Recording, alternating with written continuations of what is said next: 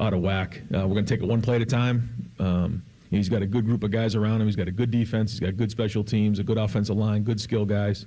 He needs to lean into those players and find a way to win the game. We'll try to get him into a rhythm and then go from there. And that's really it. It's a start. It's the first game, and we're excited for him. You're seeing him every day get more and more confident, more and more comfortable in what we're trying to do. But we got to get out in the field and play, and it's about time. Dan Hope, left Morgan. Right tackle, have you guys made a decision yet on whether Phillip or Ethan will be that guy? I think we're going to kind of leave that towards the end of the week, and we'll, let the week play out, let these guys compete. Certainly Phil will play a lot. Whether we rotate or not, we'll decide. But he's had a really good preseason, and he's ready to play. Pat Murphy, 24/7 Sports. Ryan, in talking to Buckeye fans over the course of really the whole offseason, they recognize the importance of this game while also understanding the 12-team playoff, and both teams are still alive. You guys didn't have a non-conference game like this last year, so what are the conversations you guys have in the building about, hey, we want to win this, but also it doesn't end your season or put it in jeopardy if you don't? How do you handle that within the program? Well, first off, I think it's great for college football playing a game like this opening weekend. And I have a tremendous amount of respect for Sark, for his coaching staff, for the players, and we're excited to play these guys. It's rare that you would, kind of play someone like this towards the end of the season and start the regular season with them. But here we are. And I think it's going to give us a great barometer coming out of the first game. But for us, as we've talked about before, the preparation starts really early because you got to be on point and we got to play a clean game. That's very, very important. And so, as you get closer and closer to the game, you just do everything you can to prepare the guys. I think when you look at our season, which is unique this year, one of your goals should be to win the opener. I mean, that's clear. We did that when we had Big Ten games to open the season, win the opener, and then you kind of go from there, which allows us an opportunity to focus on one game at a time. And then, once this game's over, we'll figure out what we did well, what we need to improve on. The issues will be there. They'll surface, and then we address them. So, it's an exciting time of year because now we get on the field and figure out where we're at, figure out where the guys are at, and go from there. But it's important that we play clean in game one. Ryan, people talk about the script that Steve Sarkisian uses to start the game. What kind of problem or roadblock does a Matt Patricia being new pose to the building of a script? I don't know. Steve's a great play caller, always has been, and I'm sure he has his method for doing that. Usually, most guys who are scripting games are trying to get the quarterback into a rhythm. So I'm sure they're going to want to do that with Arch, and then he's probably trying to identify what he's got out there, and different formations, different groupings, trying to ID what is going on in the field, and so it's usually a combination of those things. You want to move the ball, but you also want to get down the field and you want to score, and then also identify what's going on the field. What are you seeing? And I'm sure that'll be his plan. His scripts are very well known for having a lot of success, so. We got to do a great job of recognizing what they're trying to do and get them on the ground. Far left, Joe Nugent, WCMH. Adjusting, obviously, always a big part of football, but with this unique situation of playing a really good team right out of the gate, do you feel like that will play a significant role in this game? Yeah. As always, the first half is, you can make adjustments now pretty quickly on the sideline with the tablets, but halftime is really where a lot of the adjustments get made. We got to get out there and play clean and get a feel for what we got. And then I always say to the guys that, at halftime, we're either tied, winning, or losing, and then we have to come out and play well in the second half. So, yeah, how quick we can identify that. I think what you're getting at is you got to have the contingency plans in place for what you may see. Just because they've shown it in the past doesn't mean that that's what they're necessarily going to do. So we have to be ready for everything. And they're a great coaching staff, so they definitely will have their wrinkles. Stephen Means, Cleveland.com. Two-part here. Do you remember the first game of your career that you called plays? And then on top of that, when you were doing that for the first time, how much of an influence were guys like Chip Kelly and guys that you had been around on where you were as a play caller then versus how you kind of tried to develop your own style of how you wanted to run an offense? I don't actually remember the first game that I called. I remember the first year. I was at Temple. And you just you learn every time you come out of a game. You learn more and more about that. But one thing that I feel strongly about is that, the more organized you are, the easier it is to call. And when I mean organized, the staff's organized, the practice is organized, the game plan's organized, how we're calling plays is organized. So everybody knows exactly what's going to be done ahead of time. I think one of the things that, probably, gets lost is the fact, like, you don't just go out there and just randomly call plays. All of these situations have been thought out very, very well. And now, the way that we're playing football, where we get about 10 possessions a game, situations are a higher percentage of the game. So it allows you to be more specific and more efficient in your play calling. Spencer Holbrook, Letterman Road. You and Sark are considered two of the guys, like, if you give them a month to prepare, they'll have something for you. Now you give each of you guys 7.5 months to prepare. How do you make sure that you don't overanalyze what you want to accomplish and have, like, a set goal of, like, this is what we want to do on offense in this game? Yeah, I think it's a great point, because you can do that. You can find yourself going, whole, part, whole many times during this process. I feel like during that run at the end, those 10 days was like a kind of a nice sweet spot for us. But we also had a body of work. This is a new group of guys. So just because it's a good play doesn't mean it's necessarily going to work, because, we have guys who are different than last year, just like they do. They have to replace people. So what you're trying to do is find something that you perceive as going to be a successful play against what you're going to see, but also that your guys can execute. And so that's where you go back and forth. And then, like we said, you may have to adjust along the way and making sure you have enough, because in game one, there's a lot of unknowns. So that's the balance that we try to find. But ultimately, it's the coach's job to make sure these guys can play fast, because that's it. We do have a fast team. They have a fast team. But, how well you coach them, how well you prepare them will allow them to play faster. And that's the key as a coach. We can't bog them down. Dave Biddle, 24/7 Sports. It was Villanova, and you guys won 41-10. Now I remember. Thank you.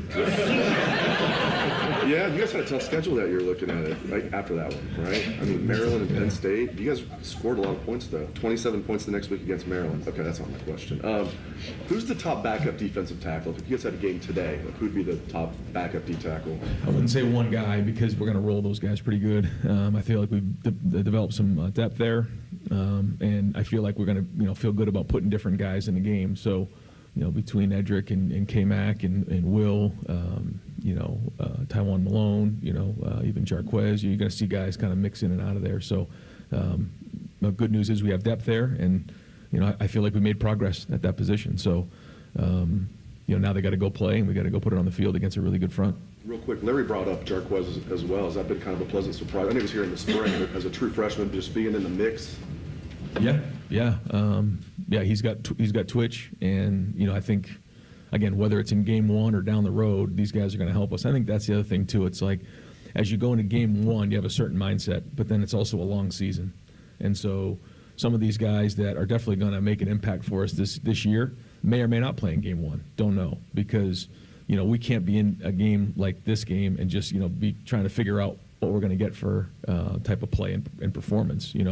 So, we'll usually err on the guys that have played before, but you'll see some fresh faces in there as well. Rob Aller, Columbus Dispatch. Yeah, play calling seems to be the theme, so we'll stay on that topic. It's a group effort, but do you have veto power? Yes. And do you remember when you were play caller, whether it was Irvin or whoever it may have been, like said, no, we're not doing that? I mean, how do you take that? Like, is it like, okay, it's his show, or just your thoughts on that? Yeah. I always say that if they ever recorded what is said on the headsets, that you can make a lot of money, because, yeah. And back then too, Coach Meyer and I used to go at it. But I think the thing that I really respected about Coach, and he respected about me, was, he would challenge me, and then I would go right back at him, because I felt strong about what we did, And as long as you were strong about it, then he respected that. Now you better be right. Well, it's the same thing now. And I do that the same thing, is like, I challenge guys. I challenge them about their players. I challenge them about scheme. I challenge them about their technique. And if guys don't feel really confident coming back at you saying, no, we're going to do this, because that's what you want as a coach. You call a play and you're like, this play's not going to work, and they all come back, yeah, it is. Well, okay, good. Well, then let's see. And that's kind of what you're looking for. But as the head coach, you constantly have to challenge these guys, and then you also find out what they like, what they feel confident in their players in. So, Yeah, it's a lot of back and forth, but most of that conversation happens during the week when we're on the board, on the film, put the game plan together. Because, we only have a certain amount of calls. Let's just call it on 3rd and 1. So, he's picking one of 3, and we've all said that these are good. And I think that's a part of the offensive staff too. That, and same thing on defense, is that if we've all put it on the board, we feel good about it, we've made a big check mark, then when it's called in the game, we all got to get behind it. And it's the same thing on defense. And if we don't like it, take it out. Real quick, what's the personality of this team? Coaches love to talk every year. It's a little different. I know we're early in the process, but going into this game, we're not talking young and inexperienced, because that's what we always talk about. Yeah. But is there a personality you're starting to see? Yeah, and I don't think it always shows until you get on the field and actually play games. But it's competitive, it's edgy. They like competing. They enjoy being with each other. I think now it's just a lot of these guys got to get on the field and play, and then we'll figure out what it is from there. When we have success, when we have setbacks, those types of things, as we work through that. But a lot of leadership has risen here, and that's a good thing. A lot of young guys are figuring it out. Some guys still don't know what they don't know.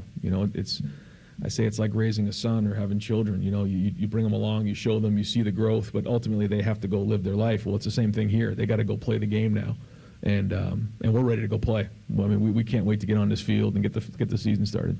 Cameron T. Robinson, The Athletic. Ryan, and can you lean on, I know every quarterback you have is different, right? And kind of even going back to your history, but can you lean on previous experiences with first-year quarterbacks that can help you know kind of how to prepare Julian, or how to call a game like this? Yeah, I think so. I think you take what you see in practice and you try to project the best you can, and that's the thing about first games, is you make a lot of assumptions. You're assuming it's going to look a certain way in the game. Some certain assumptions are going to be right, other assumptions are going to be wrong. That's the job of coaching, and it's that experience of seeing it and learning. But then you also try not to label, because you see somebody, you say, well, he's like him. Well, not really. He may have some characteristics like that player, but he's his own player. So there's this, again, balance of trying to figure out, is this what you can predict and project's going to happen, or are these their own set of guys that are going to have their own experience? And so that just comes down with experience. You got to trust your coaching and make sure that their minds are in the right spot and focused on what really matters. We know this week it's going to come down to avoiding distractions. There'll be a lot of distractions this week. It always happens. It's very, very predictable. And so we have to make sure that we're avoiding distractions better than Texas. Far right, Adam King, WDNS. How much do you balance out wanting to go out there and play the same kind of game plan you did towards the end of last year, but also knowing it's week one, it's going to be clunky at times. You're trying to get just play calls in at the same time. How do you balance that, knowing that you're also playing Texas? Yeah, well, because when you are late in the season in your game 12 or 13, it's just very, very different. I mean, you've played games, you've worked through things, there's a rhythm, there's a Rolodex of plays. When you're into week one, guys are doing it for the first time. And so that's very, very different.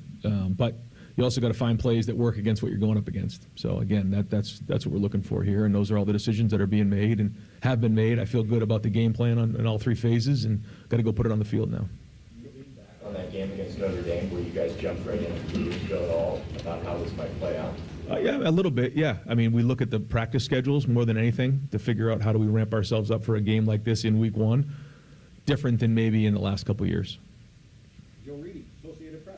Ryan, in regards to scouting Texas, how much do you lean or look at that film from 8 months ago as far as maybe tendencies, knowing both of the rosters have changed a lot? And then, because Matt mentioned it briefly last week, how much does him facing Peyton and Eli maybe help him as far as scouting and getting a game plan together for Arch? Well, I think you look at everything, for sure. Sometimes we look at too much. But ultimately, it comes down to what our guys can do, especially in week one. So we'll focus on that. Certainly I have the utmost respect for the Manning family, starting with Archie, the dad. I think he's just an unbelievable ambassador for the game, and Eli and Peyton. I can't say enough about who they are as, again, ambassadors of the game, gentlemen, and obviously great players. And so, and certainly Arch is a tremendous player as well.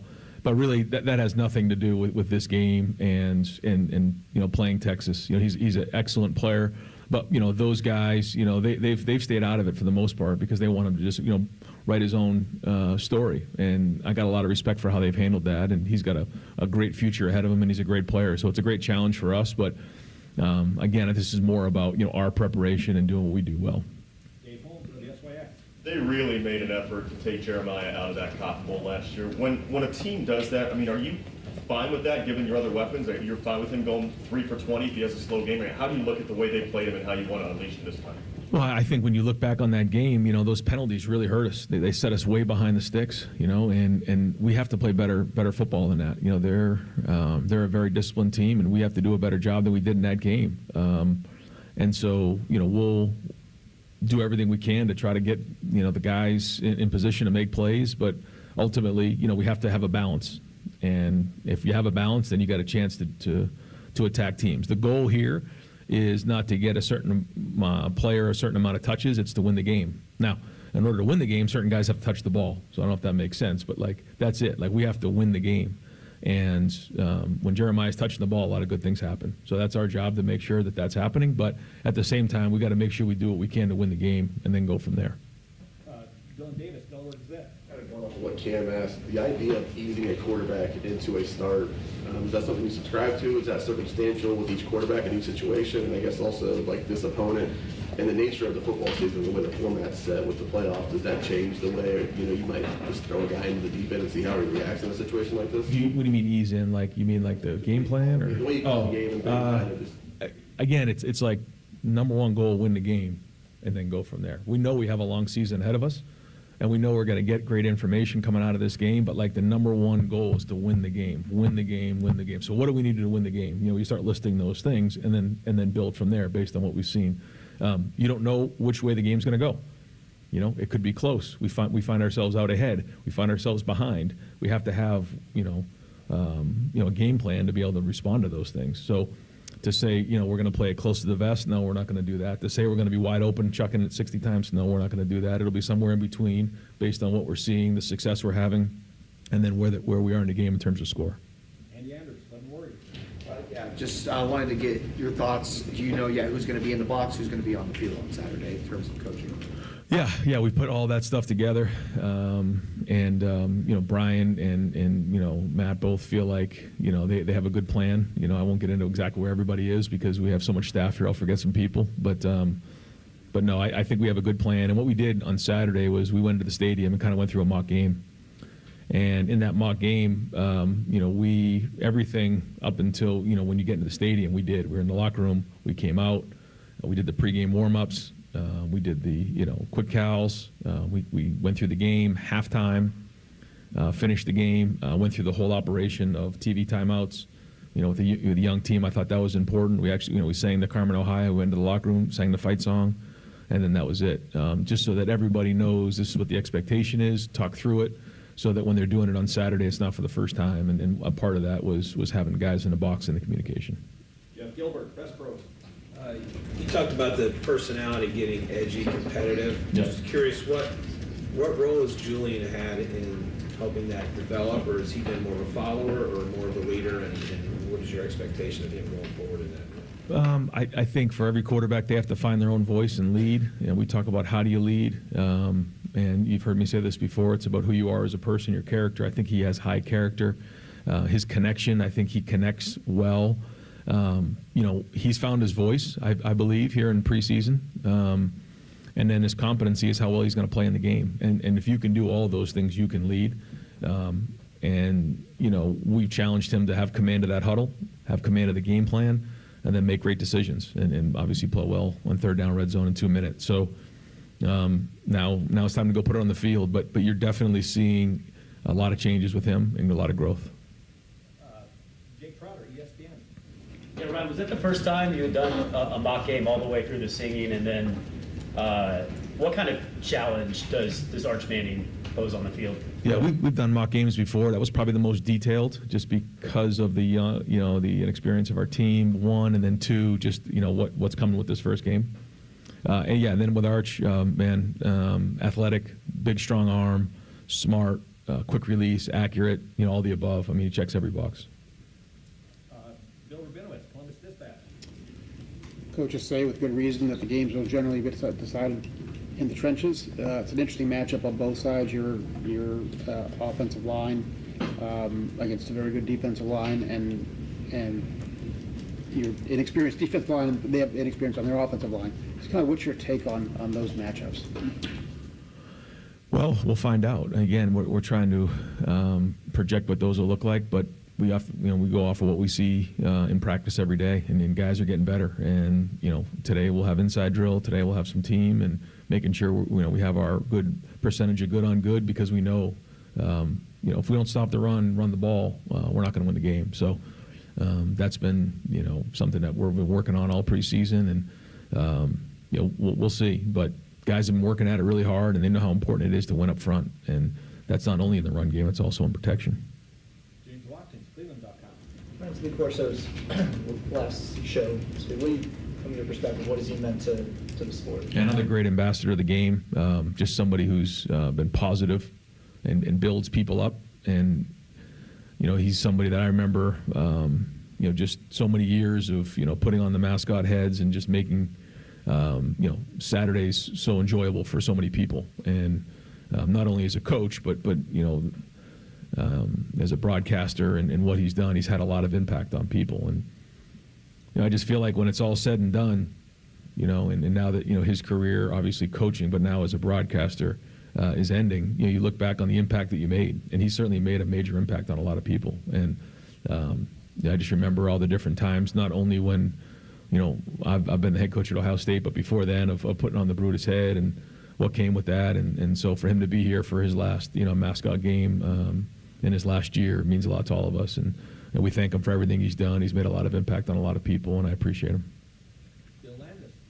You mentioned having a young team a couple times, and I think this is right that there's no one left from the 21 class. You have no fifth-year guys who you recruited out of high school.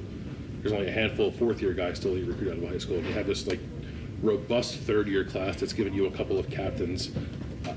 What do you make of that group? What kind of energy does that third-year player group bring to this team, and what do you think of their ability to kind of lead you guys? It just feels like you're going to be kind of junior-driven this year. Yeah. No, we're young. We've said that before. We are young, but we're also mature in certain areas. There's other areas we got to grow up. But when you see guys like Caleb Downs and Sonny Styles and Brandon Innes, Austin Saravelt, I mean, these are grown men, and they've been through it before. So they know what the standard is. They know what it's supposed to look like here. They know what it means to be a Buckeye.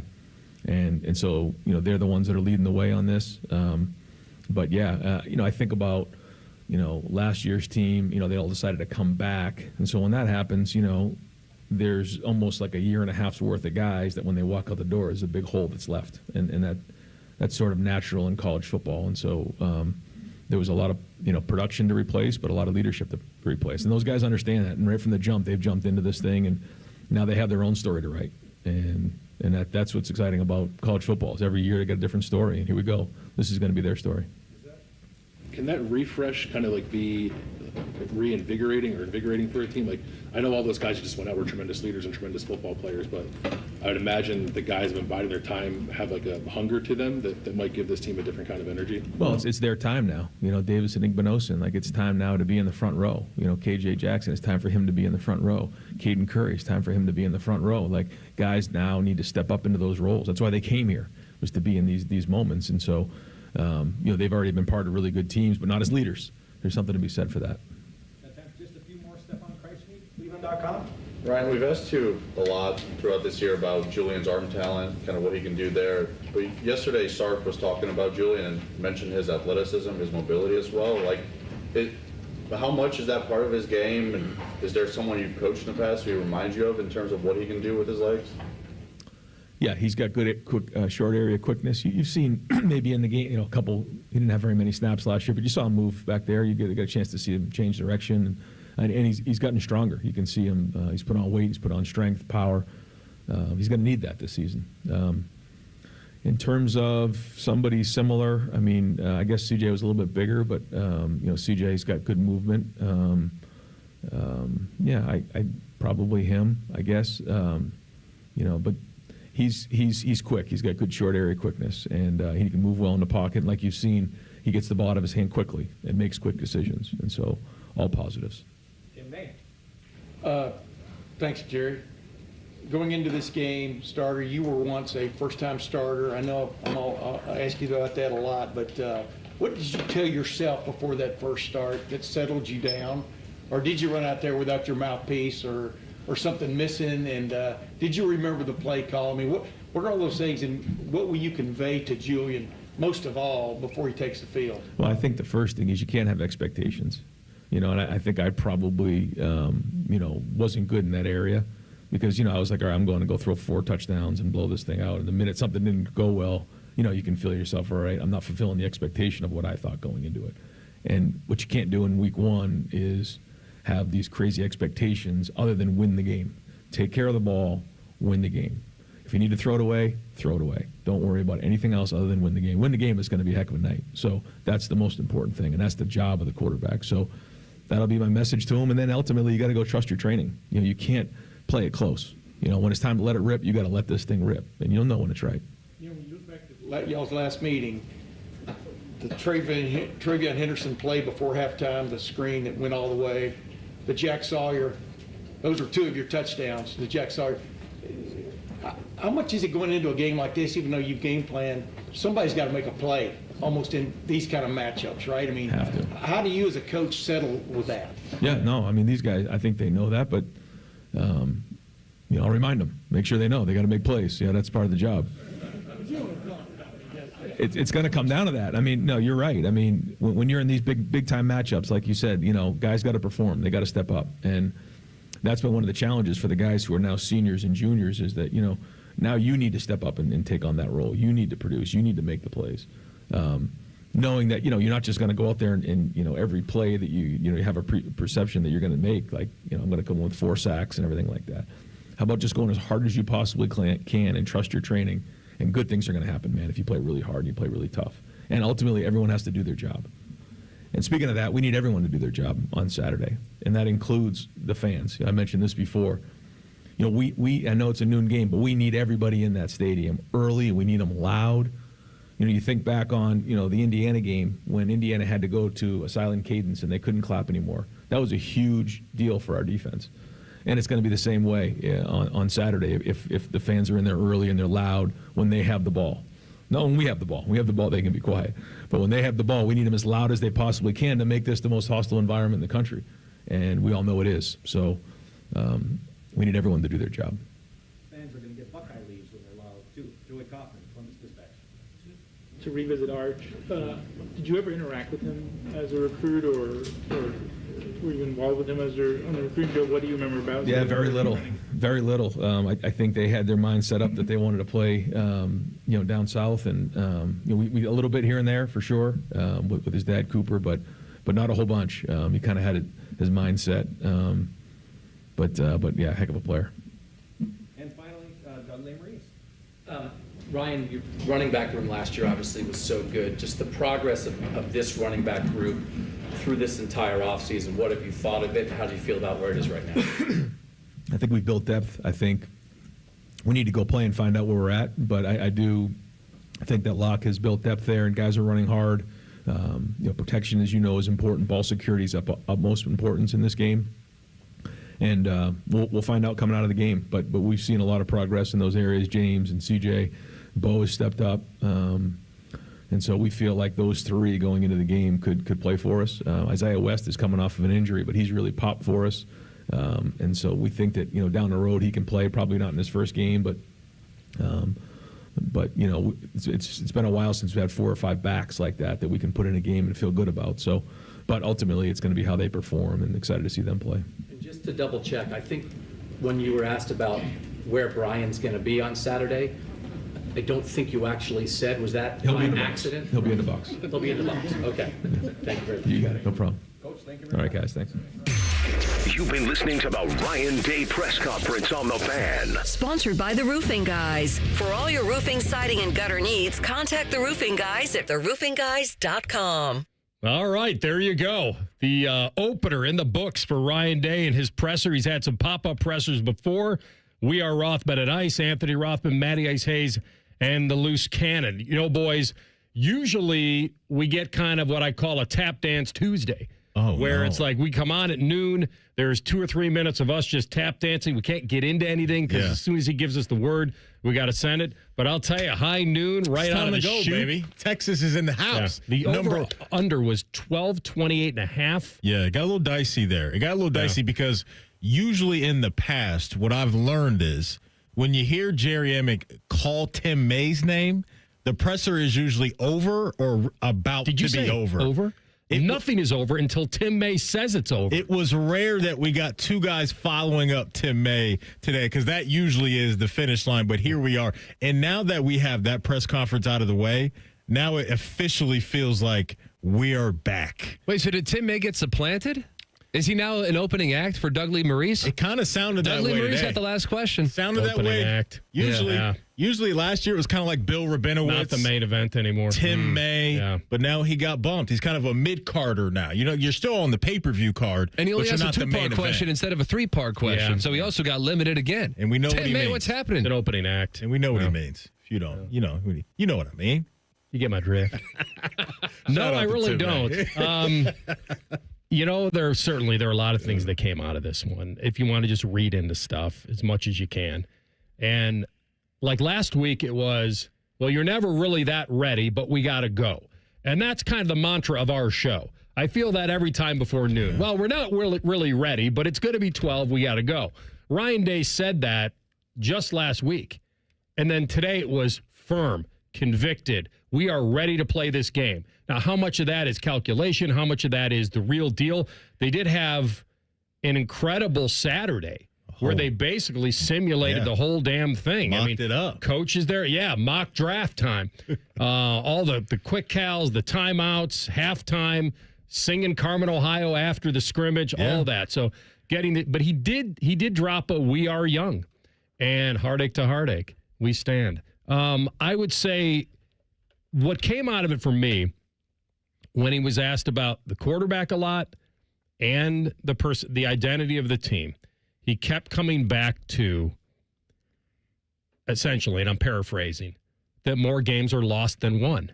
Now that kind of reverts back to older Ryan Day. I opened the show yesterday saying that the thing that I'm most interested in is finding out if he can take last year's mindset and attach it to this team. I don't think you can. I think smart coaches are situational. They know what they have, and they know how to coach it. The other thing he doesn't know, and nobody knows, is what this team can be. It's his week one against number one. You're a top 5 team as well. So you get to find out a lot about where you stand. But last year, it was every cliche you wanted to throw out there was true. Backs against the wall. There is no tomorrow. It's over. He's going to get fired. The whole team this is a season that might have been another loss to Michigan. Like, honestly, it became what more do you have to lose? You're dead and buried. You've been kicked out. The team has been cast off as a team that underachieved, and there's nowhere to go. And then I remember saying to you guys, and I think we confirmed this, but my mind told me that in all my years in Columbus, 30-plus years, covering Ohio State in some form or fashion, I've never watched them lose 2 games in a row at home. Never. And I think we confirmed that. The last time was like 88. And when they got that home game against Tennessee, following the home game against Michigan, I thought, I've never seen it. I'm betting on history. Now, nobody knew whether they were going to win at all, but I think we were confident they could light it against Tennessee, that they could get past them at home. We didn't know what fan base was going to show up. Herbie was talking about, it was better if they start on the road. Like, there was a lot of narrative around them. But I kept coming back to, there's nothing more you can take away from this team. They've lost everything to this point, and guess what? They're still allowed to play a football game. This year, Matty, we're trying to attach last year's a little bit of the narrative, the momentum of winning the title to this team. And I think he was trying to kind of tamp that down a little bit today, that I've got a young quarterback. I almost heard, he didn't say these words, but I almost heard him say, don't be a hero. We're going to get him into rhythm. He mentioned every group that quarterback can lean into. So I think we're kind of back in the Ryan Day gets to be the coach he wants to be situationally. I'm not saying he didn't learn from last year. He did. But I don't think you can just apply the post-Michigan mentality to week one. No, I think it, no doubt, is a completely different team, obviously, with a lot of the new guys we're going to see. And look, for both teams on Saturday, there are going to be guys that the coaches think they know something about this player, but they don't really know everything that these guys can bring in a situation like we're going to see on Saturday, because there's only so much you can do in practice, in these scrimmages, to mock up what we're going to see or mirror what we're going to see on Saturday. And so Ohio State lost, 14 guys to the NFL? On Texas's side of things, they lost 12. Ohio State had 4 guys go in the first round. Texas had 3. And so the unknowns is why I'm so excited about this game, is because when you think about programs like Texas and Ohio State, the recruiting has a chance to shine in moments like this, is that you can have guys that we've seen in certain spots play, but there's also the guys that we have no idea what they really are when you put a full amount of food on their plate. And can they still eat? He talked about it today with guys like IGB and some others, that now you have to step up not only as an absolute baller, but you have to combine that with leadership. And can you handle both now that JT and Jack and Emeka and all these guys that were not only really good players, but good leaders as well, are no longer around? And so that's what's fun to me about Saturday. Obviously, the Arch and the Julian narrative will really take up a lot of the attention, and rightfully so. But for both Steve Sarkisian and Ryan Day, they're going into a game to where they know they have talent, but they don't know how that talent is going to handle a moment like Saturday afternoon. Of course, it's one of those things. He didn't want to label any guys. He didn't want to compare any guys today. He talked about limiting penalties because they hurt him last year. It put him behind schedule a lot. He talked about several times about clean, disciplined football, especially in an opener. And I just come back to, I think he's dead on. More games are lost than won early. You just don't know. You can't gift away points and then expect a young quarterback to rescue you. I think if it's Will Howard and you get down 14 or something, okay.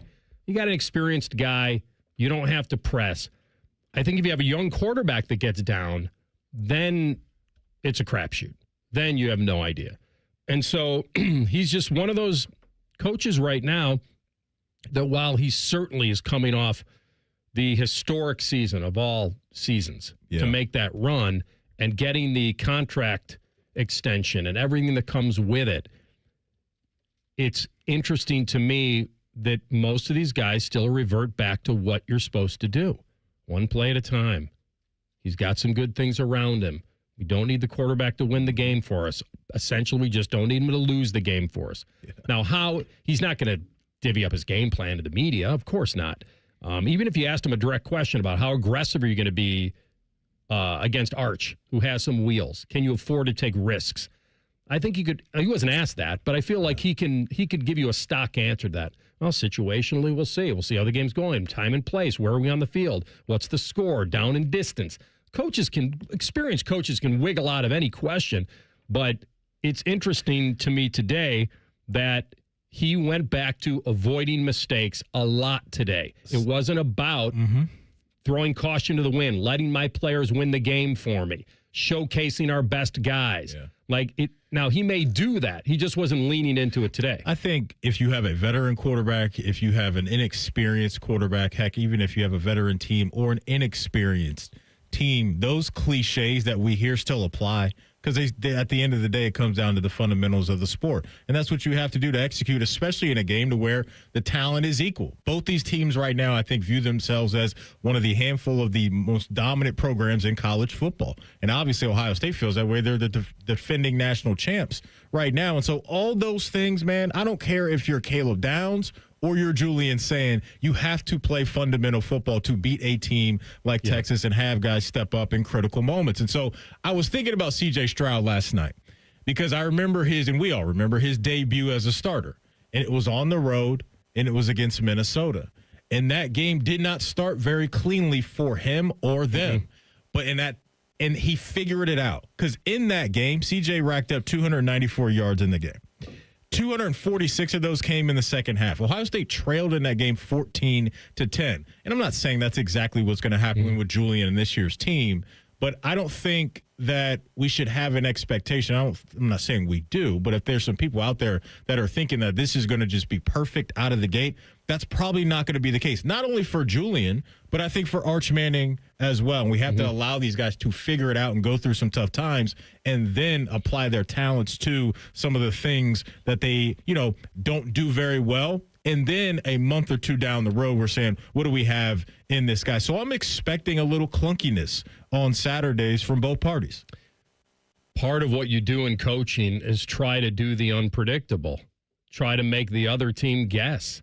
The most predictable part of this game are two young quarterbacks turning around and handing the ball off or getting the ball out wide on screens right away, getting the ball out of their hands quickly, not letting them sit back there. Not letting him take a bad sack, or make mistakes, or fumble the football. You want to see how your offensive line is gelling. The last thing you want to do is put your quarterback in a big drop surveying the field early because you really don't know. But that's the counter to this, is that you could do the unexpected because that's what everyone's expecting. The obvious, conservative play. So if you aren't and you take risks and it works, it's incredible. I'm glad you brought up the Minnesota game. The first drive against Notre Dame years ago here was not good. I think he got sacked on second or third down, and so they had to punt the ball away. They were down 3-0 to Notre Dame. It didn't get off to a good start. Now, the defense was good enough, and certainly they won a low-scoring game.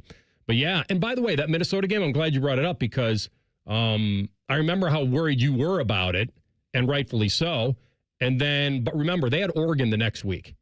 They had Oregon coming in, a top 15 team coming into the shoe, a game they wound up losing. Yeah. So, and I'm not saying they were worried about that. It just, the schedule set up differently. Yeah, it was just also for me like, hey, first start for a guy at this level on the road. I didn't care who they were playing. There's going to be some challenges in that. And so now for Julian, while yes, it's at home, it's against one of the most dominant programs in the sport right now that has dudes at every single level. And Colin Simmons is one guy down there in the trenches I'm sure Julian's going to be thinking about a lot.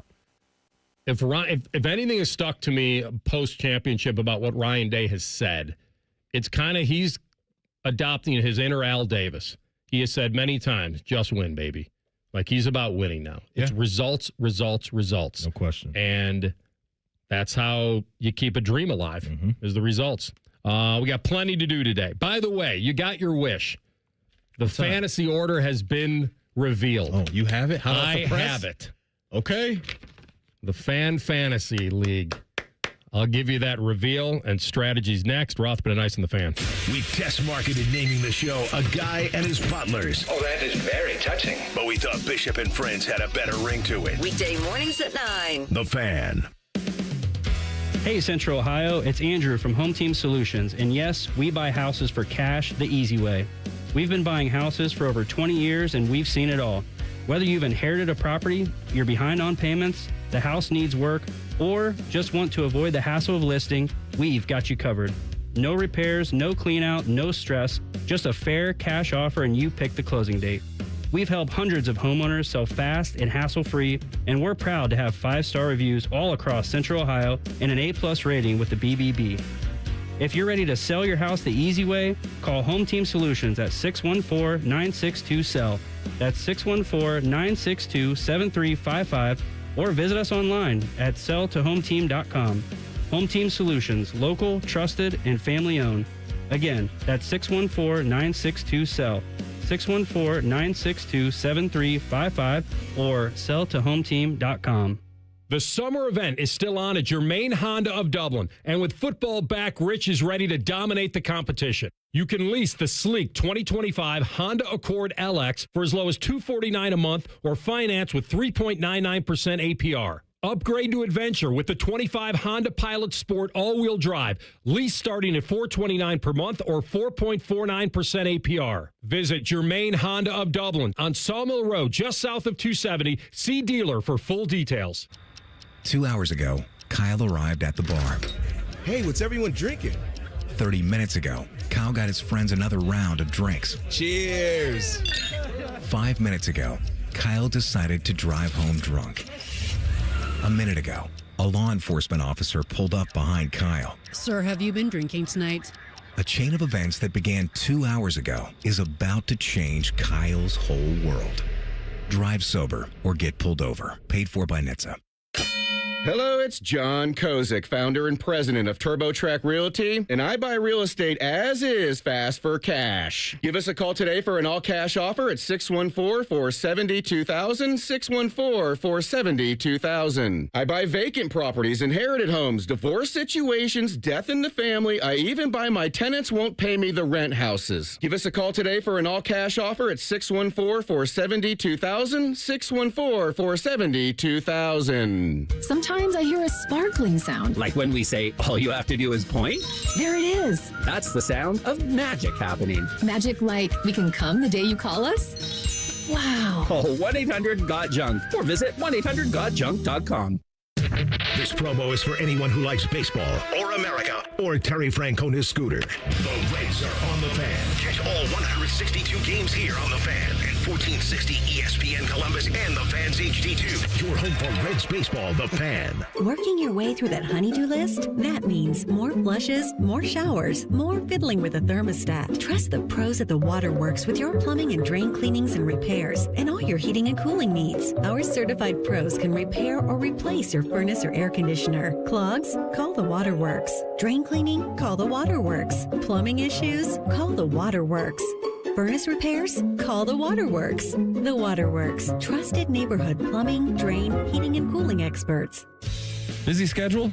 This is Ryan Krieger, and Krieger Ford has you covered. Krieger Ford offers pickup and delivery, or our mobile service van will come right to you. It's fast, easy, and hassle-free. Schedule your appointment today only at KriegerFord.com.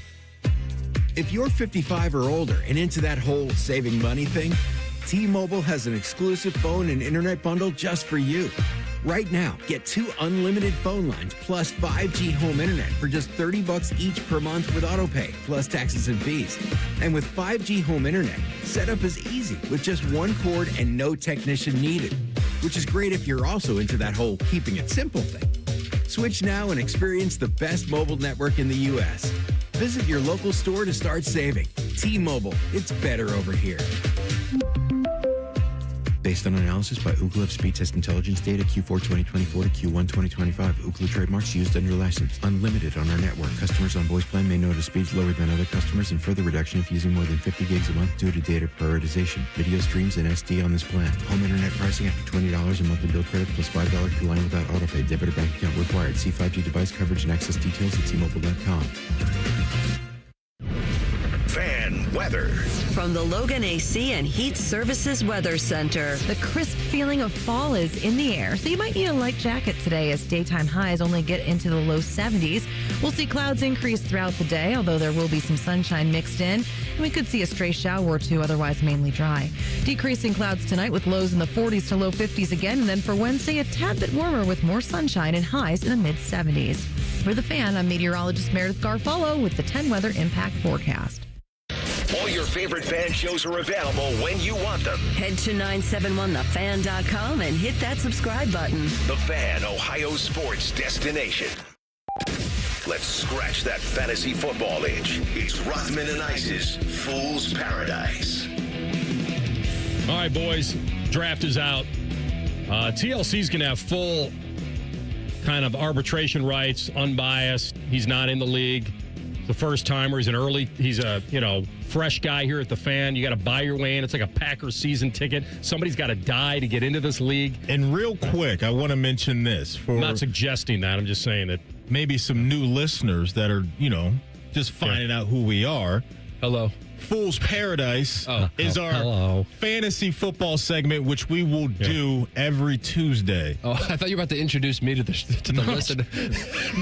We've done that once. It was rejected. So if you're looking for some fantasy football talk, we got you covered. Not only in this segment every Tuesday, but we do a whole bunch of fantasy stuff. So, folks, we have a new producer. Name is the Loose Cannon. Hey, all right.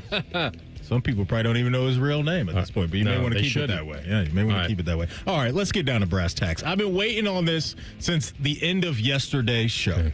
So this is either going to make my day or break my day. I mean, the idea is probably just to say where we are, but I can go through the order real fast because no one's going to know the other names. But hey, all right. You and I, we did not get the first pick. I mean, you or I did not get the first pick. if you were going to ask Did that. CB get the first pick? He did not. Okay, good. That The makes me orange feel and good. fudge? That The makes me orange and feel good. fudge, not. Makes me feel good that All right. CB didn't get the first one. So it looks like Digital Tyler gets number 1 pick. Okay. Digital Tyler. Yep. We'll just go departments. Like, Paige got sales Paige with a 2 hole. By the way, congrats to Paige. Yes. Welcoming a new baby into the world. She is pregnant. I don't know if I was supposed to do that on the air, so forgive Wow. me, Paige. I'm just trying to show some love. It's been posted. Okay, it's been posted. I'm glad I didn't goose that She's up. gone public with it, so Wow. we can too. Again, congrats to you. Cooling off. Yeah, that would have been a bad, could have been a bad moment for me. Sit but the again, next couple of plays out, Matty. congrats to Paige on that and having the number 2 pick. Number 3. Don't tell Matt a secret. Number 3. The Roth Dogs. The Roth. Okay, good for you. Or the former Zim Reaper. That's amazing. We got 3. I'm fairly happy with that. I don't like where I'm picking already. Kamish gets 4. J-Pass? Pavs in the 4-hole. We discussed this in a 10-team league. Okay. You probably want to be top 4. If ideally. I'm cooked. Yeah. Yeah. I'm cooked. Because I'm going to be in the next 3, and this is not where I wanted to be. Sales Amy. Okay. At 5. A little turn down for Watt. Steelers at 5. CB gets 6. Okay. So now you have to be rooting for a tank. Yeah, just get me all the way to the bottom believe. of the I'm barrel. not positive on this because we're only a 10-teamer this year, because you still could get somebody very good, and you will. At 7, Beamer. Okay. And now I'm starting to feel a little bit better. At 8, Tito. Oh, I'm good then. Now the question is, do you want the snake? Yeah. Or do you want 9? I want the snake. Did I get it? Did I get the Well, snake? let's see who you would maybe be taking. What's the difference? I mean, well, you get back-to-back. If not, you're going to just get... Yeah, we're splitting hairs at this point, but I would prefer the snake. Did the fantasy gods bless your boy? Hang on a minute. Don't hit me with a Family Feud X, please. I'm trying to think of something that I have that might not be good or might be very good. I don't know. Let's see. Come on. And with McGruby don't play like Homie, and Homie don't play like that. I got 9. You got 9. Really? Yep. The mover of chains is at 9. It's not horrible. You're getting 9 and 12. It's not bad. Yeah, 9 and 12. I would much rather be in my spot than where CB is picking at 6. Yeah. He and Beamer caught, and I think, a tough window there. I know what CB's going to do. He's going to try to spin this as the best draft slot he could possibly be in. CB's going to say, I had 8 contingency plans. This was one of them. That's exactly what we're going to hear. 6 was actually my priority. Yeah, as soon as we get done with this segment and go out there, he is going to have he already something made up in his mind that 6 is the best place he could possibly be. So, I got Barkley at 9 last year. You're not getting him at 9 this year. I didn't want Saquon anyway. Okay. That's interesting. Didn't want him anyway. You're telling me that if Saquon Barkley was available at 9, you wouldn't take him? I would take him. Okay. But I'm saying if I were picking where you were picking, That's a which is problem. where a lot of And people are going to take Saquon or think about taking Saquon, I know. I probably would have been cool on that. That's all I'm saying. But at 9, the problem with Saquon is that there will be regression, and he doesn't score from the 1. They don't give him the ball. Well, it's push all day long. So if you're drafting Saquon, you better somehow get Hurts. And to your point, last year Saquon had so many home run type of touchdowns, meaning like 40, 50, 60 Ridiculous yards. amount. Like he had a handful of those plus That's a year ago. regressing. And so I think that touchdown regression is coming. Now, if he regresses to 1,400 yards and 8 or 9 touchdowns, that's still a really good year. Probably shouldn't Last year was historic. Probably shouldn't be doing too much strategy talk before the draft. Yeah. Telling people like what I'm thinking. Well, people don't really listen to us anyway. That's We've true. seen some wacky stuff in this draft, over So the whose team name was Kansas City? Paige. Yeah. Shout out to Paige. It's a little suggestive. Congrats again, Paige. We have some. The reason I couldn't give the team names is because there are people in our league that decide to go below the bar on team names. So I'm gonna see if ChatGPT says if that's an FCC violation. Well, there's a couple of them in here. No, I don't think it would be, but We're towing the line. Yeah, we're It's towing the close. line. It's close. Yeah. Let's keep it clean. I'm mad at it, though. Hey, All it's fantasy. Is the Q word an FCC All right. violation? This guy. Yeah, I mean, what can I say? All right, there you go. Okay. So reveal. I'm 3, you're 9. Okay. He's on the outside looking in. He can judge our teams week to week. And our former producer is 6. And he's 6. So we're actually fairly covered again. 3, 6, 9. I mean, damn so fine. That's right. Yeah, what song is that? Lil Jon? Yeah, that's Yellow. I didn't want to get Shutting and in. I didn't want to go To the too many lyrics on that window. either. To the wall. Exactly. See, you guys, What? I give a little bit. We don't leave a little to the imagination. Yeah. The term rhymes with beef is not Okay. automatically an FCC violation, but it could be depending on the context and how it's used on the radio. I think you want to stay away from that one, big dog. Moonwalk off. Tonight's winner of the mystery meat contest is Jeffrey Corbin. Congratulations. It was veal. One more time. Tonight's mystery meat contest was veal. The winner is Jeffrey Corbin, who guessed some kind of beef. All right, we come back top of the hour, 1 o'clock. He got a big raise, Maddie. But did he get the ultimate win? We'll tell you next. Rothman and Ice in the Fan. A lot of hosts have been on our airways in the past 30 years. Some good, some bad, some really bad. Anyway, sorry for that. The Fan. Men, summertime is here, and that means vacations, summer barbecues, outdoor parties, camping, beaches, and so much more. This is Jeff for Tri-State Men's Health, and if you're like many men, you may not be feeling like yourself this summer.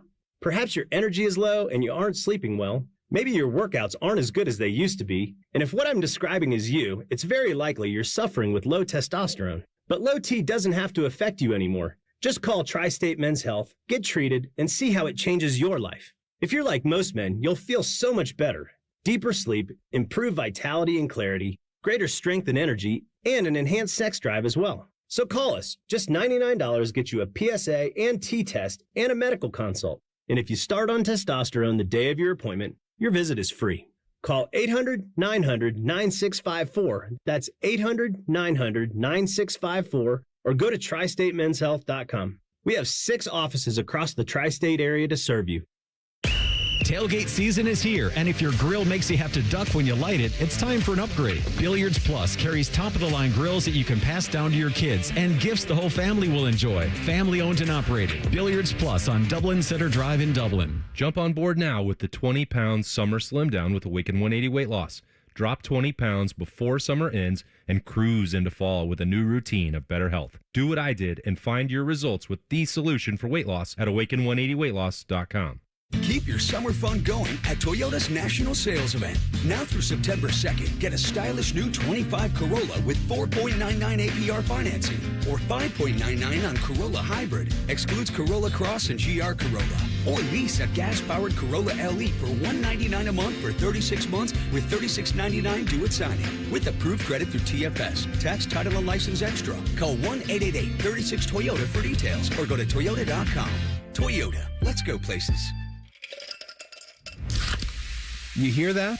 That's the sound of Pepsi Zero Sugar. The better tasting, more refreshing Zero Sugar Cola. Pepsi Zero Sugar. Let your taste decide. The Columbus Zoo invites you to follow the footsteps and the tales of animals from around the world. Explore our newest region, North America Trek. So what are you waiting for? Get your tail to our trails only at your Columbus Zoo. Hey, Central Ohio, it's Andrew from Home Team Solutions. And yes, we buy houses for cash the easy way. We've been buying houses for over 20 years and we've seen it all. Whether you've inherited a property, you're behind on payments, the house needs work, or just want to avoid the hassle of listing, we've got you covered. No repairs, no clean out, no stress, just a fair cash offer and you pick the closing date. We've helped hundreds of homeowners sell fast and hassle-free, and we're proud to have 5-star reviews all across Central Ohio and an A+ rating with the BBB. If you're ready to sell your house the easy way, call Home Team Solutions at 614-962-SELL. That's 614-962-7355, or visit us online at selltohometeam.com. Home Team Solutions, local, trusted, and family-owned. Again, that's 614-962-SELL.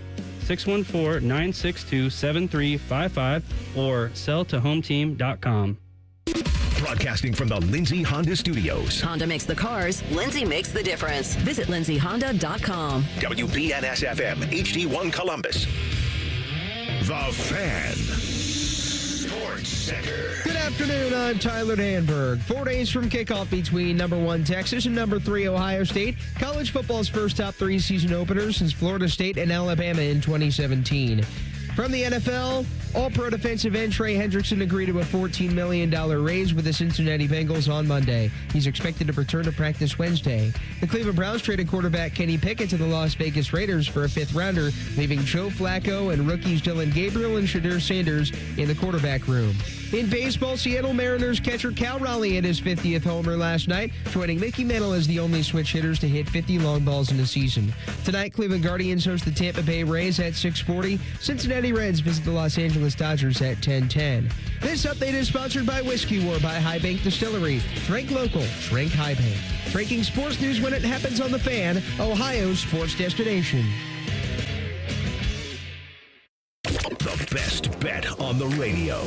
This is Rothman and Ice. Second hour of the program, Rothman and Ice.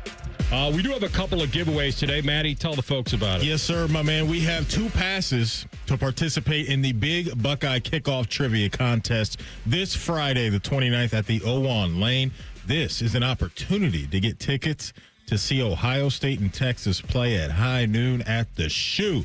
So we're giving away 2 sets of passes today, I believe. And so if you aren't one of our winners, don't worry. You can grab passes at 971thefan.com. Again, that's 971thefan.com. So a cool event coming up on Friday and a cool trivia contest happening at the same darn time. So don't move if you're interested in that. The drama of Trey Hendrickson is somewhat over for this season. And they agreed to revise the contract. So he got a big raise. He basically went from $16 million to $30 to play football. So let's just round it off. Instead of getting $1 million a week, he's going to get $2 million. That works. So right in there. So this is a win for him, but it's not what he claimed to be clinging to. He was clinging to generational guarantee.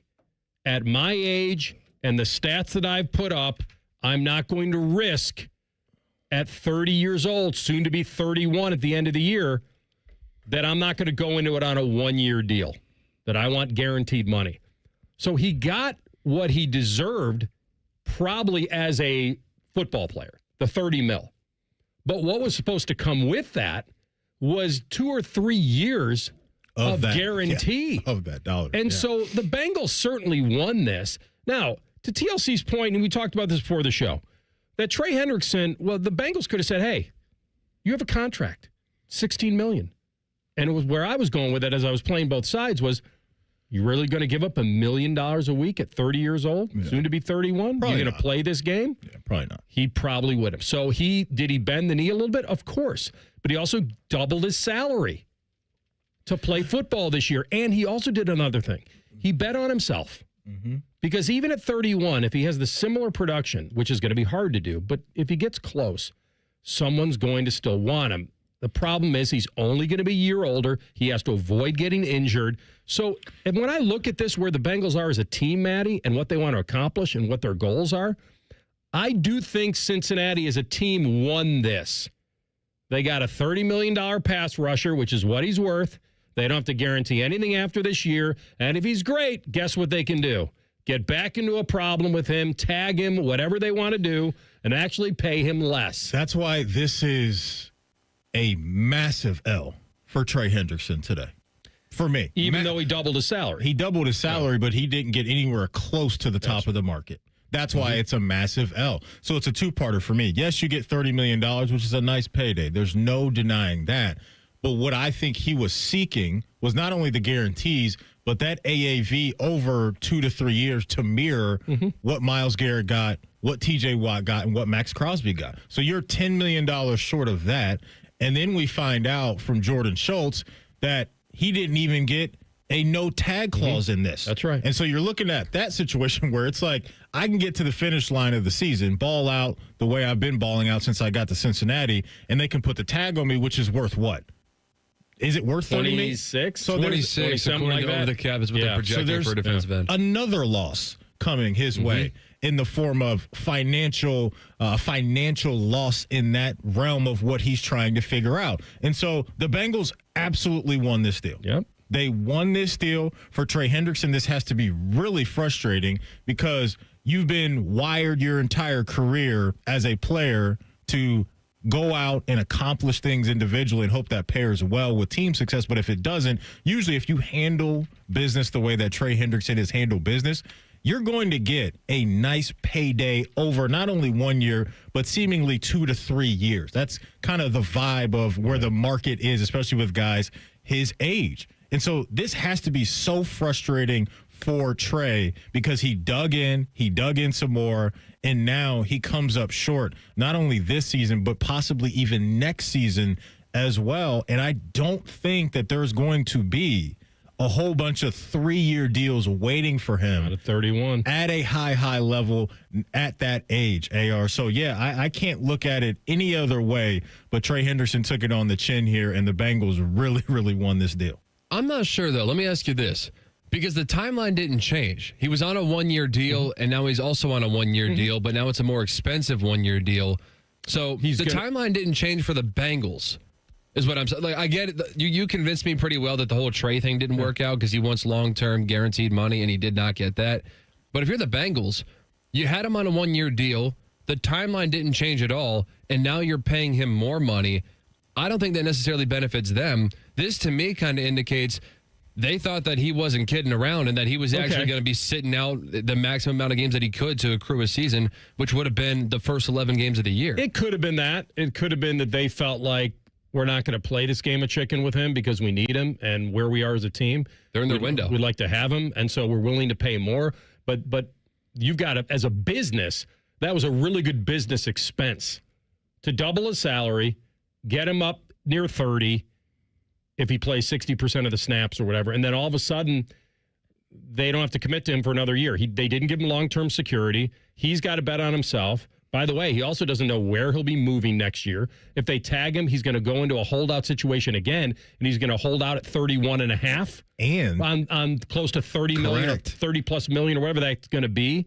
Also, the other side of this as well is, while yes, let's say they don't use the franchise tag on him, then you have to go out in the market and compete with other guys that are going to be potentially more attractive for other teams to want to hand long-term deals with. Like, I think about a guy I looked at the market for next offseason with pass rushers, like Jalen Phillips down in Miami.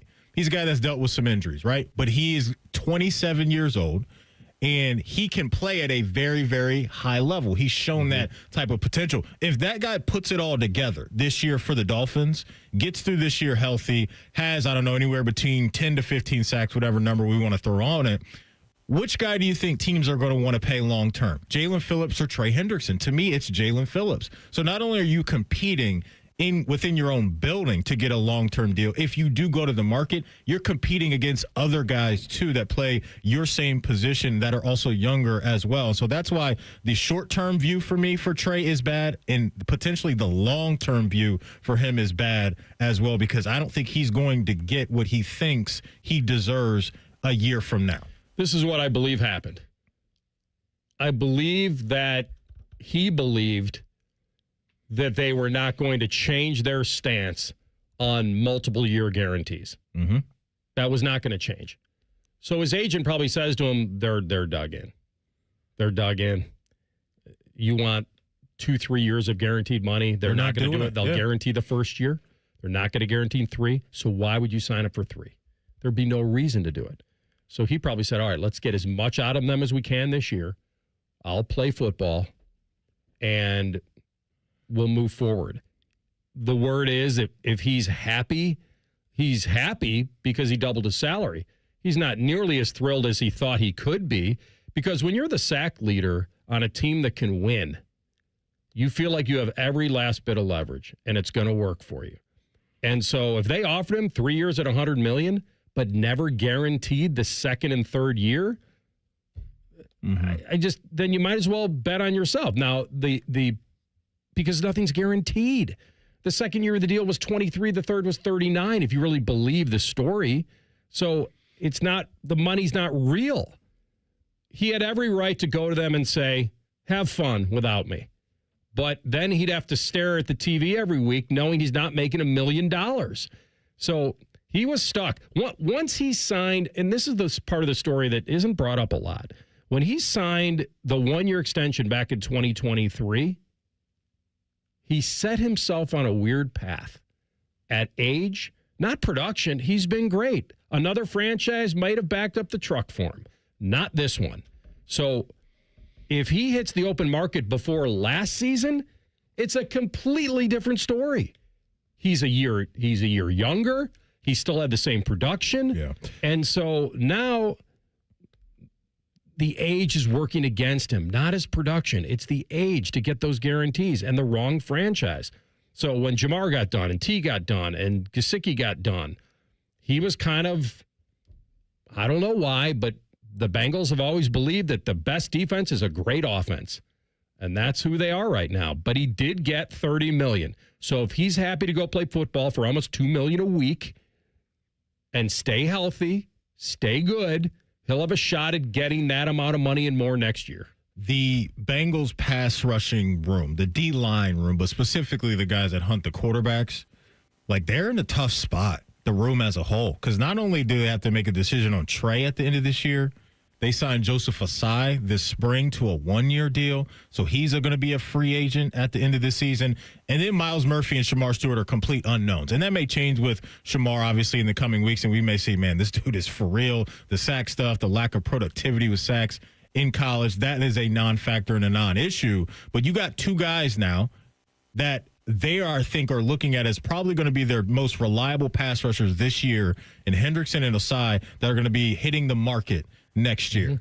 And so that's worrisome too, I think, on the team side. Well, they can tag Hendrickson. No, I know, but I'm just saying, like, now you have two guys at the end of the year that you're going to have to make a decision on financially. I know there's some people that like what they saw from Osai at the back end of the year and think that's going to translate to week one next week against the Browns and hopefully beyond. But financially, when they went down the road of paying Higgins and Chase and Burrow, they were going to have to make difficult decisions. To me, Trey Hendrickson and paying him over 3 years is not a difficult decision when you're in this window, because I think he's going to be very productive for the next few years. Is he going to lead the NFL in sacks? Probably not, but who knows? He keeps balling at a high clip. But now you're banking on the young guys that are completely unknown and saying these are going to be our guys of the future, mainly Myles Murphy and Stewart, who you spent first-round picks on. It's a questionable future, no doubt, when it comes to this Bengals defense. But the immediate is, you got Trey Hendrickson. You hope that now Al Golden can get things in order fairly quickly. The offense can stay healthy, and they can carry this team, hopefully, to a playoff appearance. All right, we'll come back. And a couple things. Plans change. So why are the Browns still taking strays today? And we have another massive agreement that has just happened. And this may be a semi-upset to a lot of people. Rothman and Ice on the Fan. The sound of Paul Keels calling a Buckeye game is erotic. Oh, yes. Your home of the Buckeyes, the Fan, Ohio sports destination. Hi, I'm Dr. John Runyon from Runyon Dental Group. Are you missing teeth or do you have uncomfortable dentures? Dental implants can not only transform your smile, they can restore your confidence and allow you to eat those foods you love that you've been missing. When I was in my early 30s, I was in a similar situation needing complex dental work and dental implants. I understand all the emotions that you're feeling because I've been the patient and I know that we can help you. Schedule a free consultation today at runyondentalgroup.com. That's runyondentalgroup.com. Is there anything better than a college football Saturday? Not if you're at the ESPN Bet Sportsbook at Hollywood Casino Columbus. Join the Fan for watch parties for the games this season. Oh, you got to check out the display case of amazing autographed prizes you can win. It's beautiful. 2 massive TV walls to watch the national champs. Watch and place wagers with over 30 kiosks, contests, prizes, and live shows. Must be 21 or older to enter. Gambling problem? Call 1-800-GAMBLER. Road trip. This summer at Tire Discounters, your tires are your passport to savings because you're driving to Paris, Texas. Then it's off to Rome, Georgia. And you'll be kissing the Blarney Stone in Dublin, Ohio. Right now, save up to $404 when you buy 4 tires, and that includes a free alignment and oil change. Stop at Tire Discounters before you see the world. Mornings can start feeling the same. Wake up, brush teeth, go to work. But with breakfast from Wendy's, it's like, wake up, brush teeth, Baconate with a breakfast Baconator. Roll with the sausage breakfast burrito. Buddy it up with a honey buddy. Or get seasoned with seasoned potatoes. And then go to work. Sorry. When you're ready for a fresh wake-up call, gotta be Wendy's. At participating U.S. Wendy's during breakfast hours. Working your way through that honey-do list? That means more flushes, more showers, more fiddling with the thermostat. Trust the pros at the Waterworks with your plumbing and drain cleanings and repairs and all your heating and cooling needs. Our certified pros can repair or replace your furnace or air conditioner. Clogs? Call the Waterworks. Drain cleaning? Call the Waterworks. Plumbing issues? Call the Waterworks. Furnace repairs? Call the Waterworks. The Waterworks. Trusted neighborhood plumbing, drain, heating, and cooling experts. On Jackpocket, America's #1 lottery app. New customers opt in and get a free lottery ticket. Download the app and start ordering lottery tickets today. Use code VOCAL. That's code VOCAL on Jackpocket. Gambling problem? Call 1-800-GAMBLER. 18 or older. Jackpocket is a lottery courier and not affiliated with the Ohio Lottery. Opt in for $5 in non-withdrawable lottery credits that expire in 168 hours. Terms at jkpt.co/draw5. Attack and dominate. Morning Juice is on YouTube and 10 TV Plus. Sponsored by Riverside Bank of Dublin. Join Bobby Carpenter and Tito weekdays starting at 6 or watch on demand. More Bobby, less commercials. The Fan. An official message from Medicare. I'm saving money on my Medicare prescriptions. Maybe you can save too. With Medicare's Extra Help program, my premium is $0 and my out-of-pocket costs are low. Who should apply? Single people making less than $24,000 a year or married couples who make less than $32,000. Even if you don't think you qualify, it pays to find out. Go to ssa.gov/extrahelp. Paid for by the U.S. Department of Health and Human Services. Imagine what it would feel like getting tackled head-on by a 240-pound linebacker. You'd be in serious pain, right? But if you're unbuckled in a car crash, at just 50 miles an hour, you become a deadly projectile that can slam into other passengers with 8 times that amount of force. Don't let someone else take the hit. Buckle up and visit buckleup.ohio.gov to learn more. Brought to you by ODOT and ODPS. Fan weather. From the Logan AC and Heat Services Weather Center. The crisp feeling of fall is in the air, so you might need a light jacket today as daytime highs only get into the low 70s. We'll see clouds increase throughout the day, although there will be some sunshine mixed in, and we could see a stray shower or two, otherwise mainly dry. Decreasing clouds tonight with lows in the 40s to low 50s again, and then for Wednesday, a tad bit warmer with more sunshine and highs in the mid-70s. For the Fan, I'm meteorologist Meredith Garfolo with the 10 Weather Impact Forecast. Bet365, the official online sports book of Rothman Ice. Whatever the moment, it's never ordinary at Bet365. The Fan, Ohio's sports destination. The perfect ratio of sports talk, dogs, pro wrestling, and gambling advice. It's science. You're listening to Rothman and Ice. All right, there were a lot of predictions. We had a lot of fun with it on the show when it first happened. I was touting, if she shows up at Lambeau in the wintertime, that means it's real.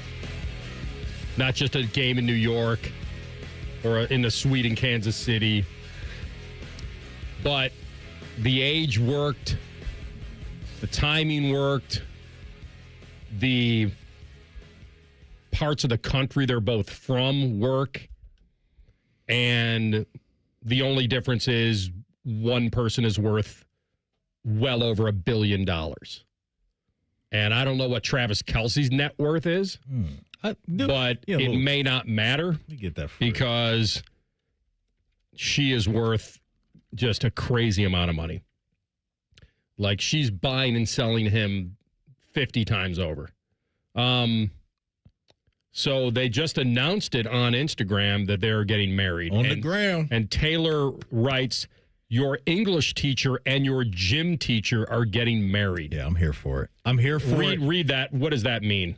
Oh, I don't know. I don't TLC, know. Maybe what does that's that mean? lyrics or something from one of her songs. I don't know. Do they refer to themselves as that? I don't know. I think maybe it's just how, like, an inside joke, like that's what their personalities reflect. Like, she's good with lyrics, obviously, and he's the sporty guy. Yeah, that makes sense. That sounds right. And everyone hangs on every single word they say, so the teacher influences, I don't know. I called this. I did. I've always liked the vibes. About a year and a half ago? How long have they been dating now? 2-3 years, wherever we're at. It was a Bears game in 23. Okay, so a couple years. He's right. A couple years. It was the afternoon. Yeah, on a Saturday. It was raining. I probably should have specified which game that was. Just the energy I got from them that this was legit. It always felt like it was genuine between the two. And if you're Travis Kelce, I mean, my goodness, you talk about the career you've had, going down as one of the best tight ends to ever do it. And then now 23. Your wife is going to be Taylor Swift. That's winning for both of them. But for Travis Mr. Kelce, Swift? it doesn't get any bigger than this. It doesn't Maybe get any you should bigger take than her this. name. Because it's like one thing where it's like, hey, I'm Jay-Z and I'm marrying Beyonce. They're kind of on evil playing fields coming into the relationship. Evil playing fields. Even playing fields coming into the Illuminati relationship. over here? But with Travis Kelce, this is a level up. This is a level up right here, right? Like you're Travis Kelce in your own world, but Taylor Swift is worldwide. He's with this marrying thing. perhaps the most famous singer on earth. Correct. That's really what he's doing. The most famous person on earth. She's in that type of conversation. Wealthiest and famous? Not well, but just popular, most known human being. Well, she's the richest female artist ever, right? She's in that type of conversation with like the president and people. Like, and then there's like Taylor Swift. Like, she's that popular. And so, honestly, yeah, if you get past Trump and Elon, it probably would be her. That's what I'm saying. She's in the top 5 most popular people in the world. I mean, what about my boy, Sir Paul? We got a thing going. Liverpool. Yeah, he's kind of, who's going to win? He's kind of out of sight, out of mind. Wow, that's listen, a beetle. He's out of sight, out of mind. He's just an OG now. That's right. But you bring him back into the conversation, then it's like, it's Paul. It's Uncle Paul. All right, so that's done. He did it. The other thing that's going on today. Sir Paul, who's going to win? Liverpool. All right. Yep. We'll always have that. We'll always have that moment when I accidentally got dropped off. Yeah. At a celebrity entrance instead of the media entrance. Oh, you're Anthony Rodman. Remember the pictures I was sending you? Who was there? Remind him again. There was a rapper that I was sending you a picture of, Maddie, walking in with that girl. I think it was Quavo. Quavo, and his girl, Sweetie, at the time. They're not together anymore. Oh, we're all together. They're not together for anymore. one magical afternoon. Down in the 305. All right, so this is all over. All I'm saying on social media right now is these two. And so, not the Kenny Pickett trade story that got bumped down a few notches. Here's the deal. Real quick, hold on, AR, real quick. Going back to the caption, because I love this stuff. Like, I love, AR, I really do. But love is a battlefield, Maddie. The caption on her Instagram post, as you mentioned, was your English teacher and your gym teacher are getting married. The song she tagged with the photos is her song called So High School. So that's playing in this. What's the emoji she put after the? So this is all just a giant dynamite. I think a dynamite. It looks like a fuse has been lit. A little dynamite right there. So yeah, Killer Travis. He is known on Instagram, and Taylor Swift officially an item. Will she go from Taylor Swift to Taylor Kelce, or is she going to keep this thing Taylor Swift? She keeps it Taylor Swift. Yeah, right? She's an artist. She's an artiste. Exactly. I bet legally she'll be Taylor Kelce. Yeah, probably. I agree. Why can't he be Travis Swift? You know, hey, $1.5 billion. He's got a what? He and his brother got another $100 million coming for their podcast. I did think that I wasn't sure that he was going to play football and be married at the same time. Like, this seems like how long is this engagement going to be? It's got to be at least, because he's retiring after this season, right? I don't know. Has he made that 100% official? No, he hasn't. But they're going to get married after the season. Oh, is this the new Giselle? When are you going to retire, Tom? Well, I do think that you have to plan that kind of stuff. Like, you're telling me you were in on this couple until I just brought that up. But you're telling me that they're going to get married in the spring of next year or wherever they're going to get married. and then he's going to go play another season of football? He could. He could. But he's definitely... Hey, listen, she goes out on tour. Yeah. He's definitely on hole 16 or 17, I think, on the back nine of his career. Maybe even 18 at this point. That's not going to surprise me. They can make that happen if they need to. The only reason why you heard me react the way I reacted to Giselle is because I didn't like how she did Tom Brady. That's all. And I was proven right in that situation, too. I was saying she was creeping on the low with this Mr. Ninja, or whoever he was, overseas. And then what happened? Brazilian jiu-jitsu guy. What happened after that?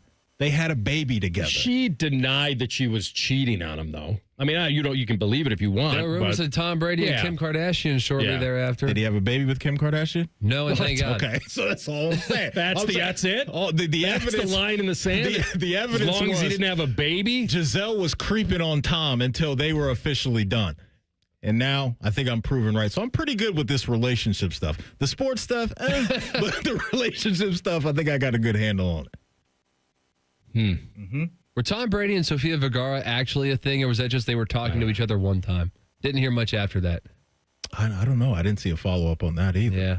That kind of seems like a fake news. The Kim Kardashian thing seemed to have a little bit more life than that, but Tom's just out here doing It says doing he his thing. actually apologized to her after the roast where they had all those rumors and accusations of cheating that were thrown her way, and that she's denied ever being unfaithful to him. Okay. And she can deny it all she wants. I always say with coaches and players, I don't follow their words, I follow their actions. Her actions led me to believe that Mr. Ninja Boy that she was creeping around It may with have been brewing. Oh, it was. I mean, there was something. There was probably a little bit of that going on, but you think Tom is allowing that guy to come to the family cookouts? He's too busy hanging out with Alex Guerrero. Boy, his head is even getting thinner. Like his head is literally getting thinner. It's like unbelievable. Oh yeah! Every year the NFL posts the phrase "pinhead." Yeah, like it's getting to that. Is he Lavelle Crawford yet? It's interesting. And how much money is he making again per year? Can you remind me of that? Something like $35 million from Fox. My goodness. They handed the man, I think, a $300+ million deal. $375. He's making more than Trey Hendrickson per week. It's wild to talk about the game. Wild. By the way, a lot more, like $7.5 million a week more. He hadn't even called a single game yet. Well, a lot of this stuff is just corporate stuff that they can make him do. They can make money off him in other ways. No, you could never have the return of investment on him just being on the game. But imagine making that type of investment. Let's say in like a radio. If we were running a radio station, AR, and we were willing to pay Jeremiah Smith, somebody like that, hundreds of millions of dollars before he even hopped on the microphone. I mean, my goodness. And we talked to him, we're like, oh, God. We're in trouble. Yeah. Sometimes, listen, it happens to all of us. We all have the brain cramps. And I've always said there are certain guys who you think would be perfect for it, and there are other guys that aren't. Because getting it from here, as I point to my head, to here, to the mouth, sometimes doesn't happen.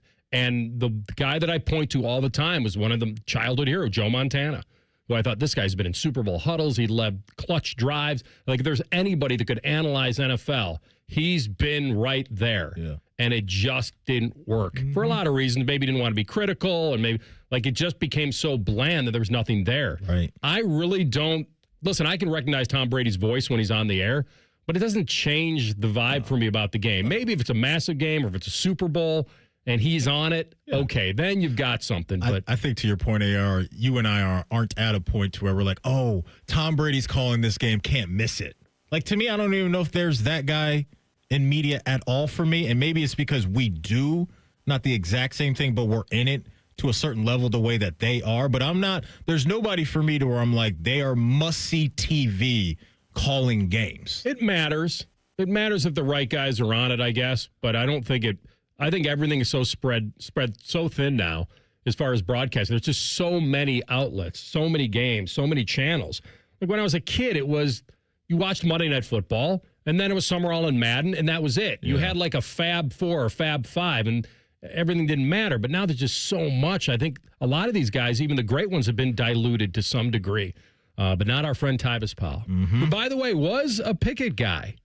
I think, at one time. He liked them. So what now? We'll ask him in 2 minutes. Rothman and Ice on the Fan. Actual price will depend on product and subscription plan. Featured products are compounded drug products, which the FDA does not approve or verify for safety, effectiveness, or quality. Prescription products require an online consultation with a healthcare provider who will determine if appropriate. See website for details, restrictions, and important safety information. Want a boost in and out of the bedroom? Hims has you covered. Introducing a new 2-in-1 approach to level up your game. Tadalafil for better bedroom performance and zinc for testosterone support. Put it all together and you've got what you need to turn things all the way up. Getting started is simple. Just go to hims.com/joy to start your free online visit. Through Hims, you can access ED treatments including pills, chews, and more. 100% online.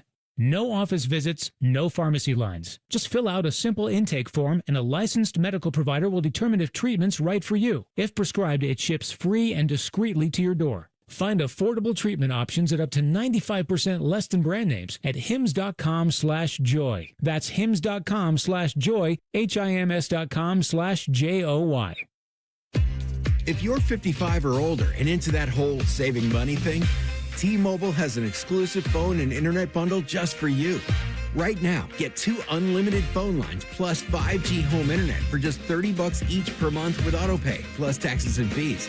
And with 5G home internet, setup is easy with just one cord and no technician needed, which is great if you're also into that whole keeping it simple thing.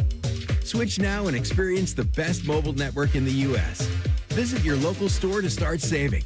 T-Mobile, it's better over here. Based on analysis by Ookla of speed test intelligence data Q4 2024 to Q1 2025. Ookla trademarks used under license. Unlimited on our network. Customers on voice plan may notice speeds lower than other customers and further reduction if using more than 50 gigs a month due to data prioritization. Video streams and SD on this plan. Home internet pricing after $20 a monthly bill credit plus $5 per line without autopay. Debit or bank account required. See 5G device coverage and access details at T-Mobile.com. Rothman and Ice is sponsored by your local Pella Window and Door showroom on Gemini Parkway. The Fan, Ohio sports destination. Rothman and Ice present Breaking Down the Browns with Tyvis Powell. The baller from Bedford. My man, where do you stand on the Taylor Swift, Travis Kelce? Is it news or not? I just literally got off the phone with my wife talking about this, and I was telling her it means nothing, absolutely nothing to me. Yeah. It doesn't move me one way or the other. They've essentially been in our lives for like 2 years, right? It's almost like the marriage part is just kind of like just a self-fulfilling deal. They were already married in our minds, I guess. Well, AR, this man, Travis Kelce, has watched his revenue go through the roof. He would be a fool to leave her. Let's just end it at that. He would a fool. Okay, so that's the question: is what does that prenup look like from her angle? Dang. Like that's think about it. AR, he's from Cleveland, so I think he gonna smooth talk his way into not signing one. He's got plenty of money himself, but not that kind of money. I guess too much money ain't enough money. Well, as long as those two kids are happy, that's all that matters. All right, listen, in the beginning, I think the Browns are taking unnecessary strays today. I think they're taking strays from Cleveland media, from people saying that Andrew Berry and Stefanski screwed this up, that if you're just going to trade Pickett, why did you the reps and all that? But plans change, don't they? They didn't know that Pickett was going to get tweaked. Because when we talked to you a while back, it was like, hey, Kenny's the lead dog outside of Flacco, and he might even start the season, and now he's gone. So you give me your read. Was it the injury? Was it the other guys looking better? Was it Dylan Gabriel looking better? Why did we get to this point where they decided this is the time to trade him? Well, I think going into this, it was two separate quarterback battles, okay? I think when they say it was a quarterback battle, I think it was a quarterback battle for one and a quarterback battle for two. Quarterback one was Joe Flacco versus Kenny Pickett. Quarterback two was Shedeur versus Dylan Gabriel. So I believe that there was two separate battles. When Kenny Pickett got hurt, I think that messed up everything because I think really realistically they wanted Kenny to be the guy. Think about it. He's the guy that you can re-sign him and have him as your guy if you believe in him that much. to where Joe is pretty much at the end of his rope. So they brought Kenny in for a reason. They traded for – he was the only quarterback on the roster until like 2 weeks before the draft when they decided to sign Joe Flacco. So they operated their entire offseason with just him as the only quarterback. So clearly they wanted him to be the guy. That injury played a big part into it, and I think Dylan Gabriel grew up right before their eyes, and they were comfortable with the fact that he was able to operate the offense the way that Kevin wanted it to be operated. So they were okay with trading Kenny Pickett away and getting a step for him. Were you at all buying the narrative that was out there that Kevin Stefanski was sabotaging Shedeur Sanders? You know, we work in an environment where we need clicks and we need stuff to talk about, especially when the summer is slow. So that, to me, is all that was. Anybody that knows the Cleveland Browns know how much they value draft picks.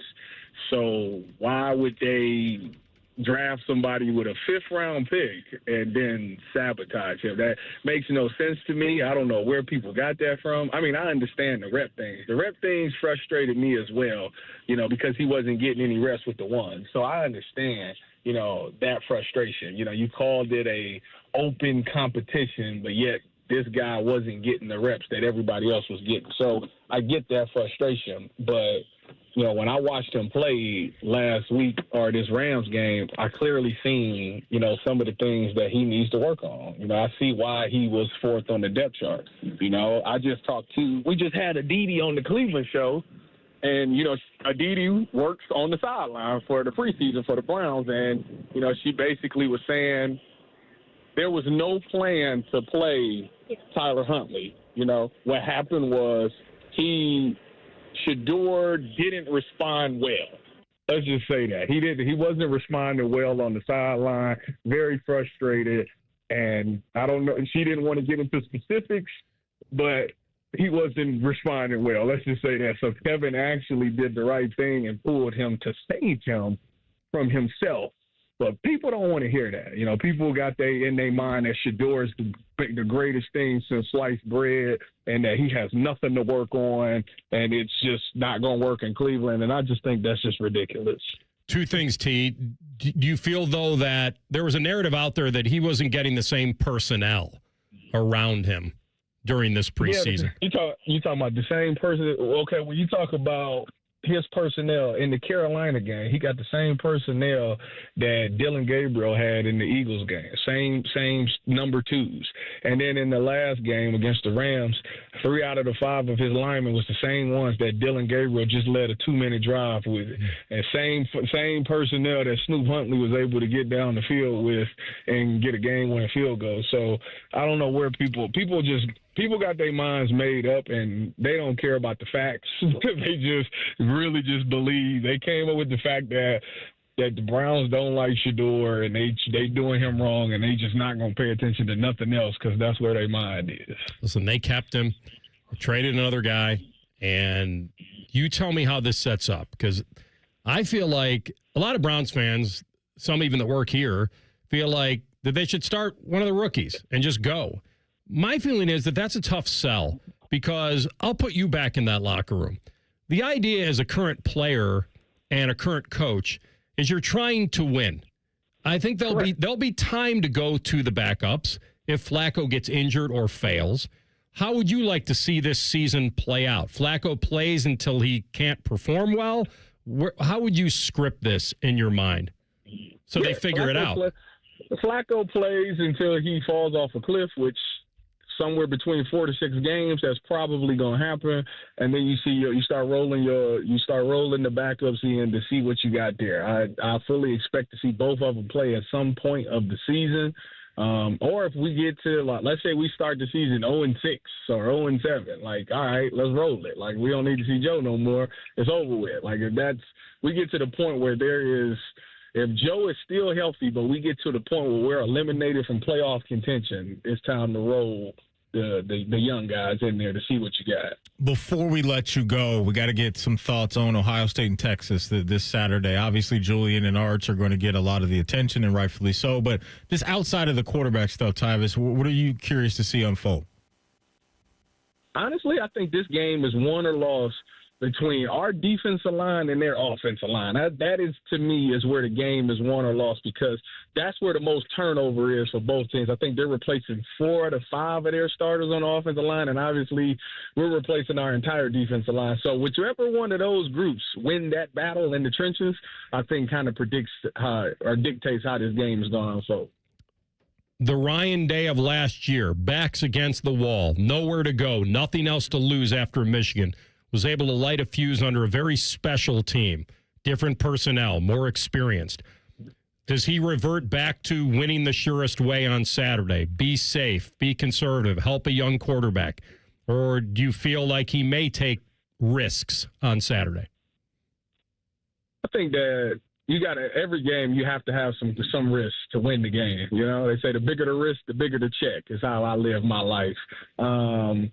I think that Julian Sain will play good enough for this team to win the game, but there's going to be a couple of throws that he's going to have to make to win the game, and I think he will come through with those, because Arch Manning probably 100% is going to make his throws when he needs to. So Julian has to do a really good job of being able to match that same energy, and I think they're going to call a really good game plan. The best news is Julian Sain has the better weapons, in my personal opinion, than Arch Manning does. What about the reverse side? Patricia taking risks against Arch and maybe gambling. No. You got to heat him up. I went back for T-Bone and Tyrus, which you can hear right there on the fan, 6 to 9 a.m.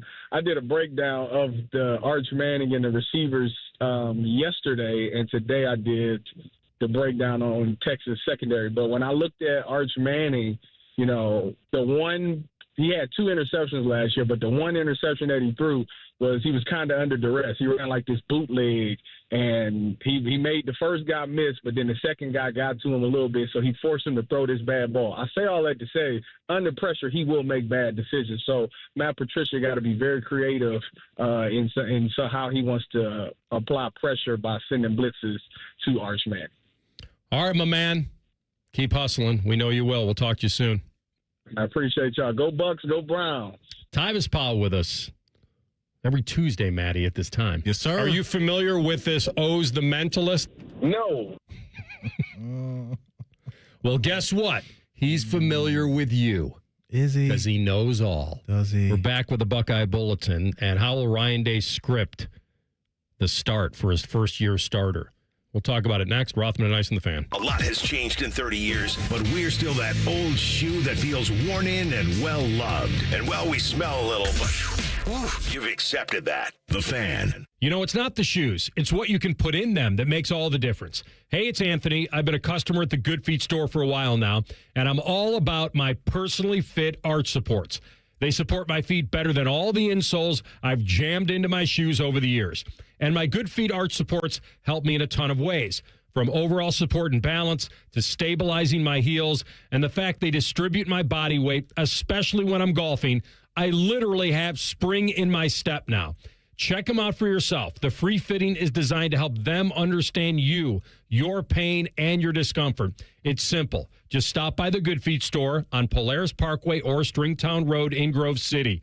You don't need an appointment, but you can certainly schedule one very easily online. Get back to living the life you love with the Good Feet store. For more than 30 years, they've taken great pleasure in helping thousands discover the comfort they've been dreaming of, just like me.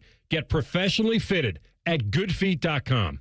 Common Man here. Our friends at Care Heating and Cooling in Lenox are feeling the love. They're doing something extraordinary for Central Ohio families. The Lenox Feel the Love program provides deserving families and individuals with indoor heating and cooling equipment as well as installation at no cost. You can nominate someone who you think is deserving at feelthelove.com. Nominations will be accepted through August 31st. Let's give back to our hometown heroes. Selfless neighbor, maybe who always puts everybody first. Community leaders like teachers, firefighters, and volunteers, or just families facing hard times. Whoever you think is worthy, send a nomination. As of 2024, the Feel the Love program has completed more than 350 installations with help of dealers like Care Heating and Cooling. Our friends at Lenox donate all the equipment, and Care donates the labor and materials, and the installs are done at no cost. Remember, the deadline is August 31st. Care Heating and Cooling. Call 1-800-COOLING or book an appointment online at careheatingandcooling.com when you need a company you can trust.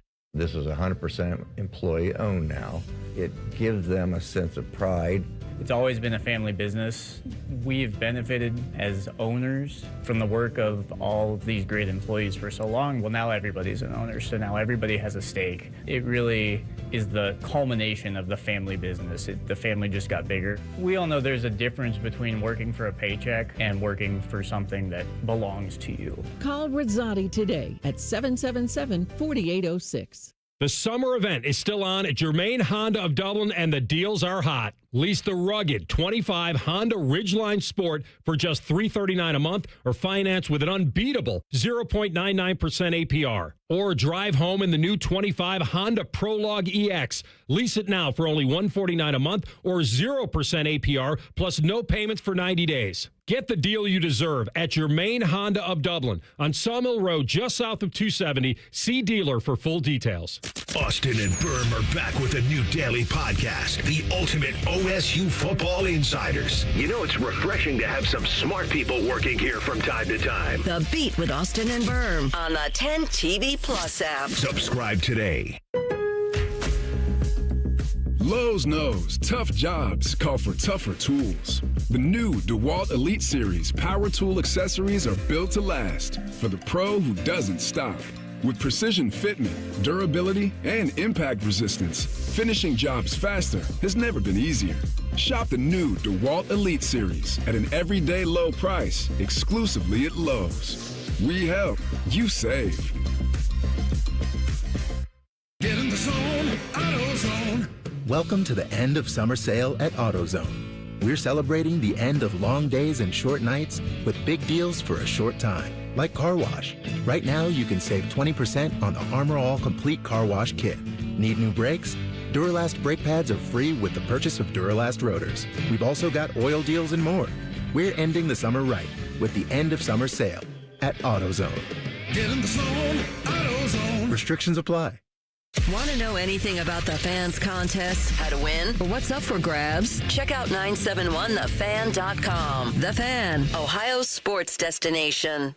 Rothman and Ice present Buckeye Bulletin. Sponsored by Logan AC and Heat Services. Don't go through another air conditioner breakdown. For fast, friendly service, call the experts at Logan Services now for a free estimate and next day air installation.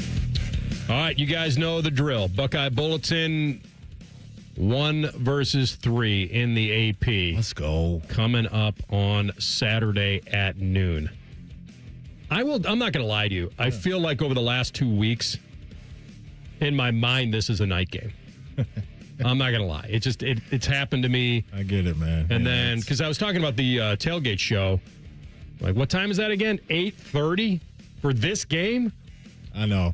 And to your point, Coach Day kind of called out Buckeye. Not kind of. He called out Buckeye Nation today. We Not need only you. did he call them out about being loud, then my boy Jerry chimed in as a to put a little cherry on the Sunday and said, fans are going to get a Buckeye leaf if they're loud. We got some Now, is that a awards. figurative digital Buckeye leaf? Does that go in their Bitcoin wallet? Or does that go up on the Jumbotron? And you know what you could do on the Jumbotron, if they reach a certain decibel, I'm just guessing, if I was up there running it. Yeah. If they reach a certain decibel at certain situations during the game, then it gets into Buckeye leaf territory. Mm-hmm. And then you could actually give them a certain amount for each game and then see how many they would have and fill up their helmet. But are they actually getting a physical? You're not walking around giving 100,000 people a Buckeye leaf. That'd be a tough day for the ushers. They got a lot of work to do with that. You'll get an usher. You'll get ushered off the field when I throw you over that wall. But I like that from Coach Day today. He knows Buckeye Nation is frustrated with these noon kickoff times for the big games. Mm-hmm.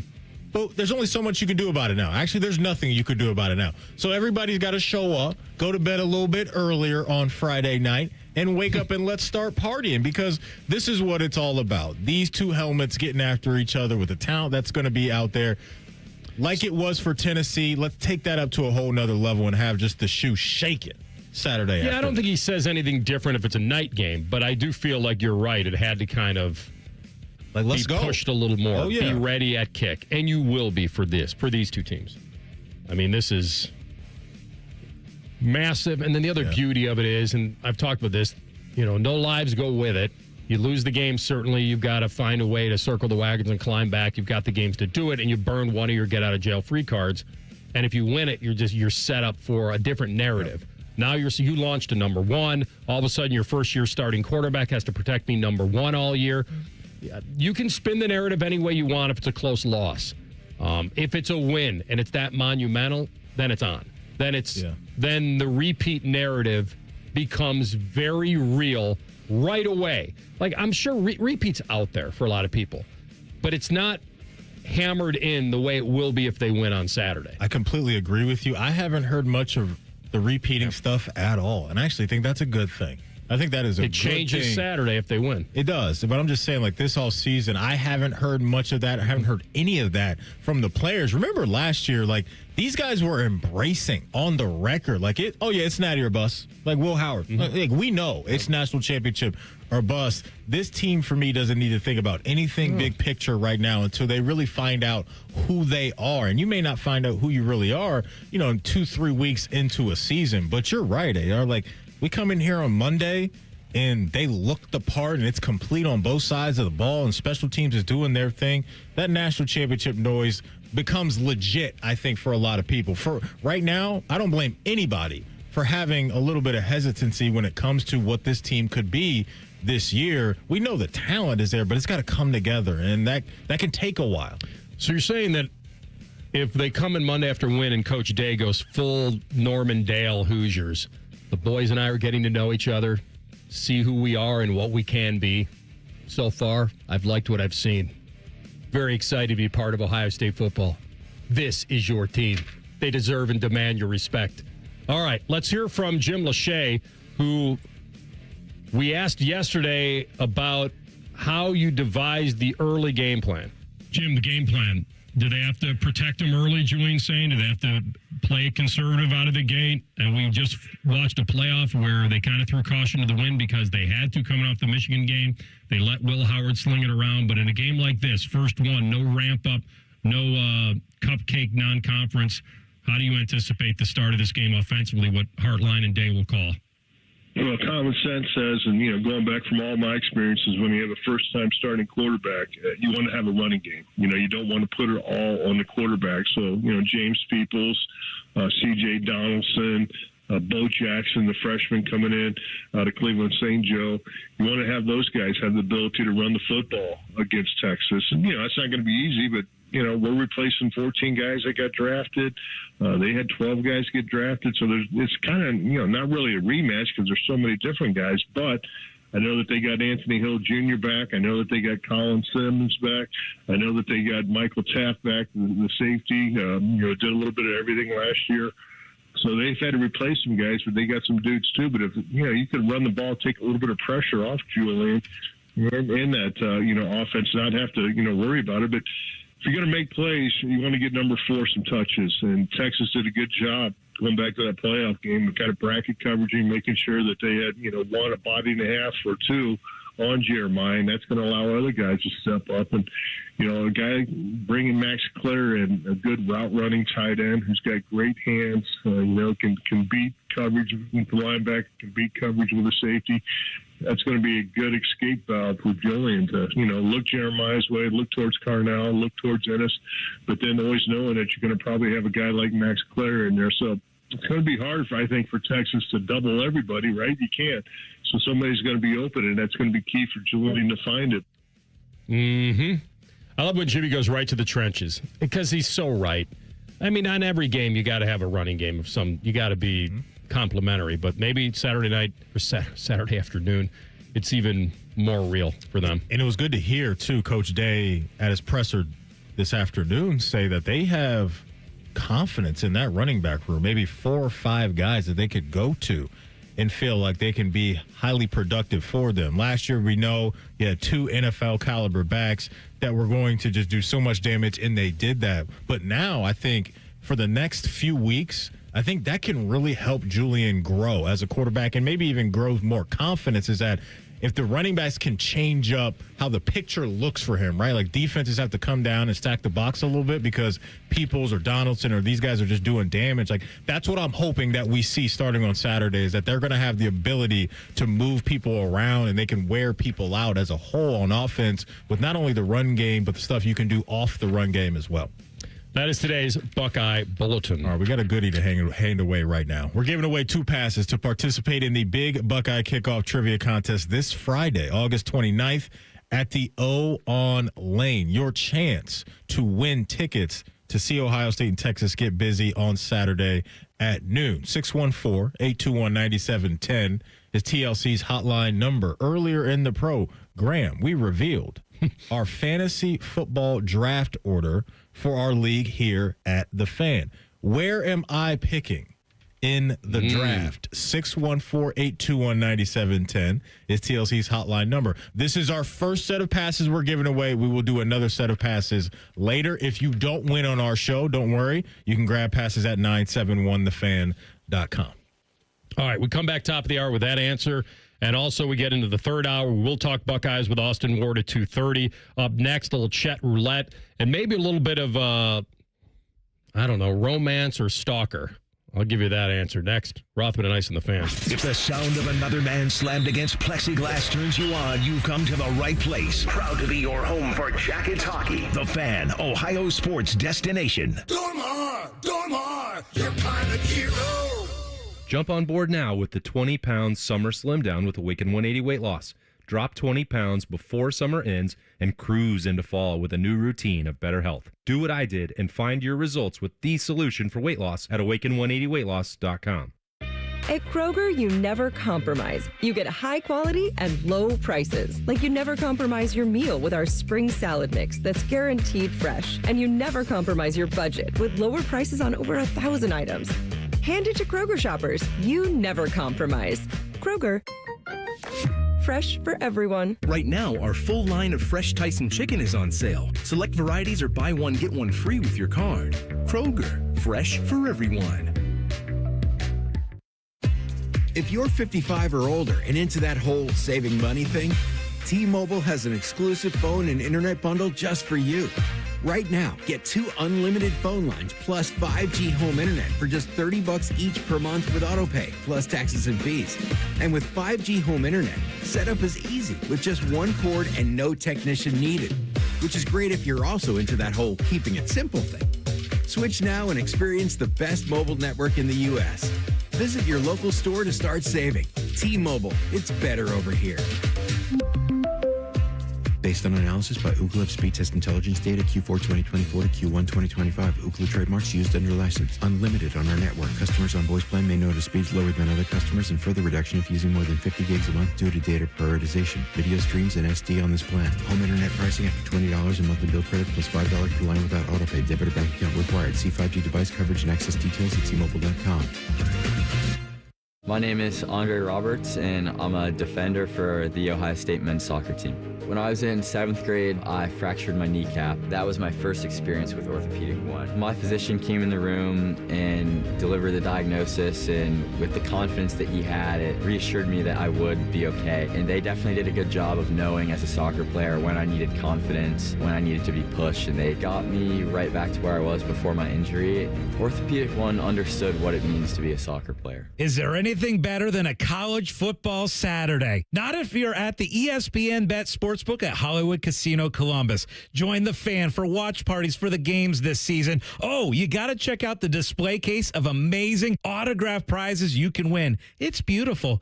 2 massive TV walls to watch the national champs. Watch and place wagers with over 30 kiosks. Contests, prizes, and live shows. Must be 21 or older to enter. Gambling problem? Call 1-800-GAMBLER. The savings are so good at Great Lakes Hyundai of Dublin. Save on new Santa Fe and Palisades with 0% APR and make no payment for 90 days. Hyundai of Dublin.com. Customers will qualify. Interest accrues during no payment period. Columbus, the Blue Jackets schedule is out. And you can lock in your seats with ticket plans starting at just 11 games. Don't miss a moment of the action. Visit BlueJackets.com. When it comes to your roofing, siding, or gutter needs, call Newman Roofing. 614-NEW-ROOF. NewmanRoofing.com. Grown-ups, don't go back to school. Go forward through school into your future as an IT professional. Whether you're starting out, switching careers, or a veteran ready for change, My Computer Career can help you get into IT in just a few short months with no prior experience. So take the free career evaluation now at mycomputercareer.edu. Your rewarding career in IT awaits. That's mycomputercareer.edu. An Elite CompTIA certification partner. Financial aid is available to those who qualify, including the VA benefits. A SoFi personal loan is here to help you achieve something once thought impossible, overcoming high-interest credit card debt. Walk the tightrope of your finances with one low, fixed-rate monthly payment, no fees required, and as soon as the same-day funding. That's right. Pull off your own debt-defying stunt with a SoFi personal loan. Visit SoFi.com/trick to learn more. Loans originated by SoFi Bank, N.A., member FDIC. Terms and conditions apply. NMLS 696891. This college football moment is brought to you by ServPro. In 2021, LSU finished with a disappointing 6-7 record. Luckily for them, a new head coach in Chip Kelly and a quarterback from Arizona State, Jaden Daniels, arrived in Baton Rouge. They lead LSU to the 2022 SEC Championship game and defeated Purdue in the Citrus Bowl to finish 10-4. Kelly and Daniels made that 2021 season like it never even happened. ServPro, like it never even happened. Broadcasting from the Lindsay Honda Studios. Honda makes the cars. Lindsay makes the difference. Visit lindsayhonda.com. WBNS-FM, HD1 Columbus. The Fan.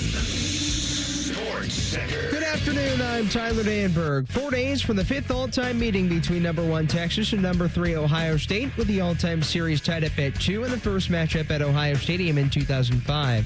In the NFL, All-Pro defensive end Trey Hendrickson agreed to a $14 million contract raise with the Cincinnati Bengals on Monday. Cleveland Browns also made a move, trading quarterback Kenny Pickett to Las Vegas for a fifth-rounder. NFL 53-man roster deadline today. Browns released former Toledo Rockets wide receiver Deontay Johnson, while the Bengals released former Cincinnati Bearcats quarterback Desmond Ridder. Baseball tonight, Cleveland Guardians host the Tampa Bay Rays at 6:40. Cincinnati Reds visit the Los Angeles Dodgers at 10:10. Both teams shut out in their series openers last night. This update is sponsored by Dr. Mark Levy. If you're snoring and not sleeping, call Dr. Mark Levy's office at 1-800-MORE-SLEEP. That's 1-800-MORE-SLEEP or online at sleepbettercolumbus.com. Most shows just skim the surface, but Rothman and Ice feel like the biggest story of the day deserves a closer look. It's time for a deeper dive. Sponsored by Low T Center. Low T Center, reinventing men's healthcare. All right, final hour of the program, Austin Ward, 2:30. I sent you guys a clip. I haven't heard it yet. Was this years ago, TLC, where Travis was asked who his celebrity crush was growing up? Have you listened to this? No, was this a podcast clip? No, I sent it to you on the Twitter machine. I will see it on the Twitter machine. Twitter. 2 years ago, Kelsey was calling Taylor Swift his celebrity crush. Now they're engaged. Fair or foul? Like dreams come true? Oh, this is totally fair.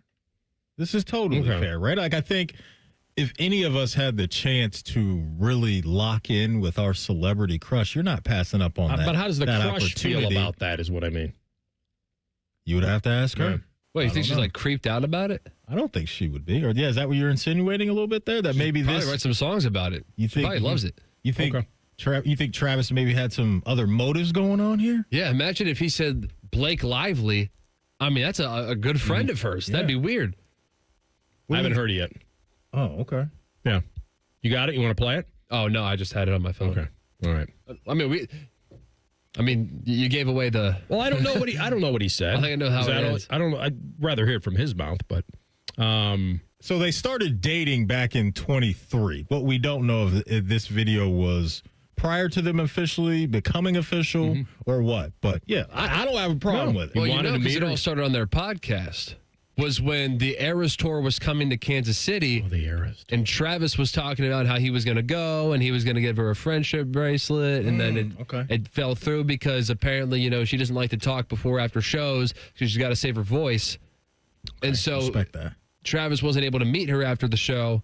But, when you talk about it on a very popular podcast, people can hear, people can arrange some things. And so it kind of happened a little bit after the fact. Understood. But the podcast is where it really started. Did he have a famous ex, Maddie? I don't know if she was famous or she became famous because she was dating Travis. Listen, and I'm not trying to disrespect who he was with prior to this, but I don't know if she is somebody else in some world that, I'm not familiar with. So I can't speak to that. All right. Well, it's on now. It's official. Like a referee with a whistle, baby. Cleveland Heights got it done. All right. Little chat roulette time. Yeah, let's spin this wheel in 3, 2, 1.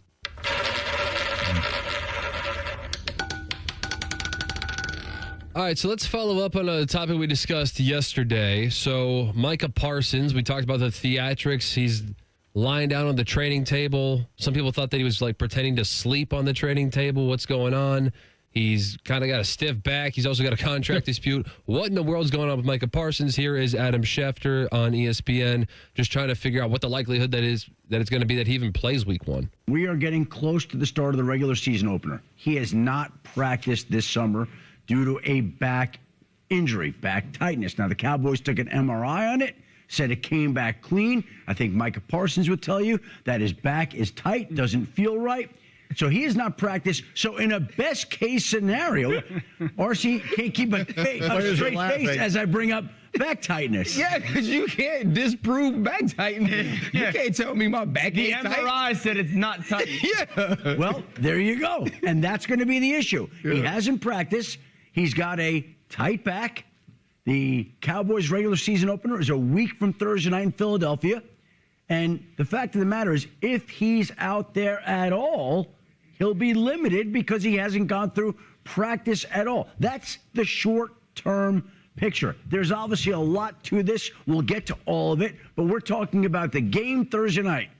Practice, no practice. So we'll see if he can make it out there next week. And I would say right now that is very much in question. So Micah Parsons is saying, hey, my back is tight, and the Cowboys are saying, no, it's not.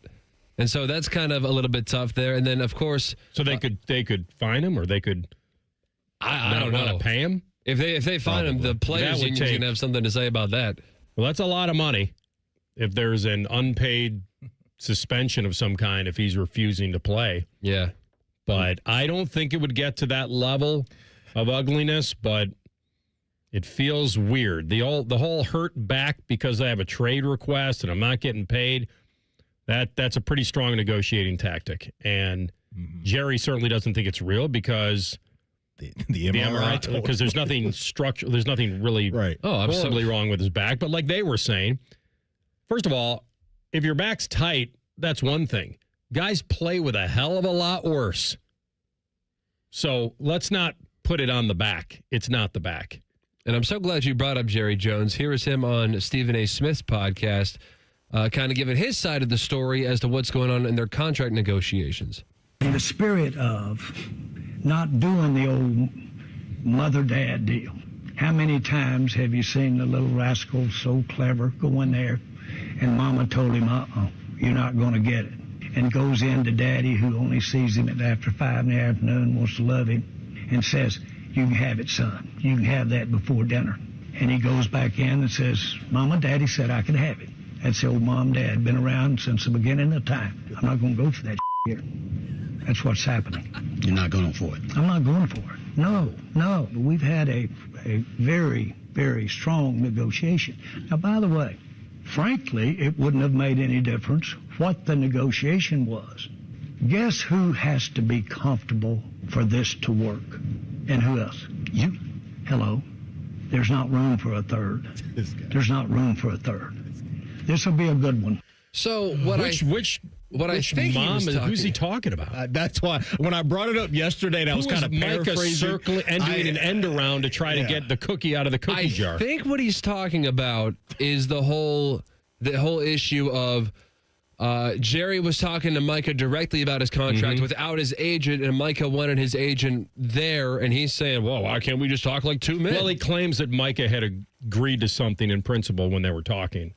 And I assume that when Micah said, well, now you have to talk to my agent, Jerry's calling him on, well, what happened to our relationship? Yeah. What happened to our agreement? What happened to our conversation? Nothing's happening until I'm comfortable, and apparently Jerry's not comfortable with Micah's agent. Ice, what in the world do you make of this? I just don't, Maddie, I don't know what he means by I'm not going. It kind of seemed like the analogy didn't fit. It makes no sense to me. I love Jerry Jones for it because it's unreal content that we have to try to unpack. So I'm here for that, but I can't connect the dots he's connecting with that analogy that he used. That's a tough one for me to comprehend. The whole situation is tough for me to really just wrap my mind around because none of this makes sense. And the more and more that gets revealed, if you will, with this whole relationship, I am starting to lean that he ain't going to be around long term. Like that, I'm starting to lean that way. I know, and we were talking about him, Jerry? Micah swooping in, and you ain't right. Well, I know why he said that. By a car. Essentially. He ain't that old. TLC's already putting him 6 feet under. He's in the window. Yeah, I mean, he is old. Yeah, but he's in the window. Old, but he's got that was for the listeners, just so we're all clear. So listen, everyone's on the same page. Everybody is day to day, but he's in a window now in his 80s that you wouldn't be surprised if something were to happen. Hey, what's the fear here of doing this deal with Micah? Help me understand that because that's what I get caught up in. All the other stuff is just fun to talk about. Micah laying down on the bench, Jerry making crazy analogies, all that stuff. You bring is fun. But at the end of the day, I would love to. What's the fear? It's not a fear. It got personal. It changed. And I think Jerry feels wronged somehow by it. Now, you're right. He's running a football team, and business is business, and he should stick to business. But in his mind, I'm just guessing that when they had some business worked out and his star player changed the game on him, and that's negotiating. I understand that. And I don't know who's when I put it to Schefter a couple weeks ago, is it about money? Does he want to pay him less? No. So that only leaves me with one thing, that it became personal, that it doesn't matter how much anymore, that the top 4 executives of that family, with Steven and Charlotte and whoever else, he has a son, another son. I think he does. JJ Jr. So that they're now in lockstep that they don't believe that their star player has negotiated in good faith. And I'm with you on, at the end of the day, it's football and you're running a business, and the key to winning is having your best players on the field. The other thing is, it's not like he's starting out against Carolina. Yeah. He's starting out at Philly. The champs, and then he takes on the Giants at home, a game that he probably should win.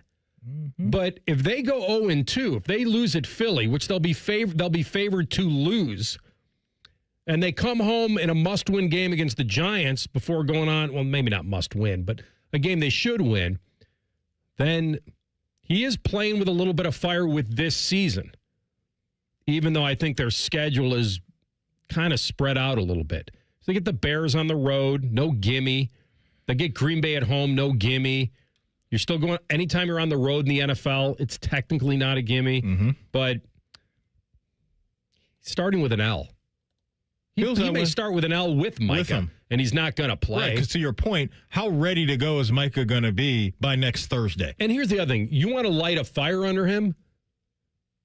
Suspending him for detrimental to the team stuff and costing him millions in the first 4 games. That's the beginning of the end. It might already be over, and if it is over, then he'd probably want to try to recoup that money. Hey, you're healthy. You should be playing. You have a contract. Go to work. Yeah. He could play that card if he needs to.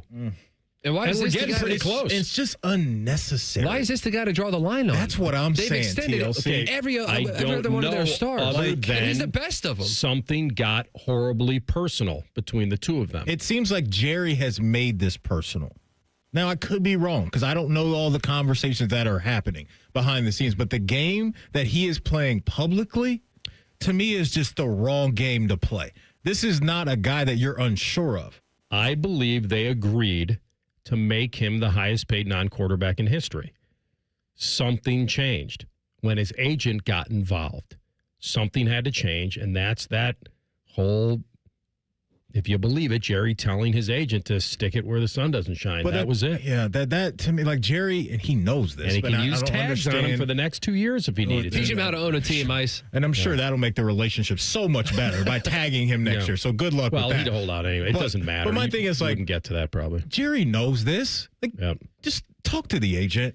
Talk to the So agent the and odds get of him this done. swooping in and picking up the check at dinner, my awesome analogy that's not happening. Like, and it's disrespectful to Micah and his camp for Jerry to publicly say, I don't even know who his agent is. Yes, you do. It's David Mulugeta. He's one of the top agents in the sport right now. You know who he is.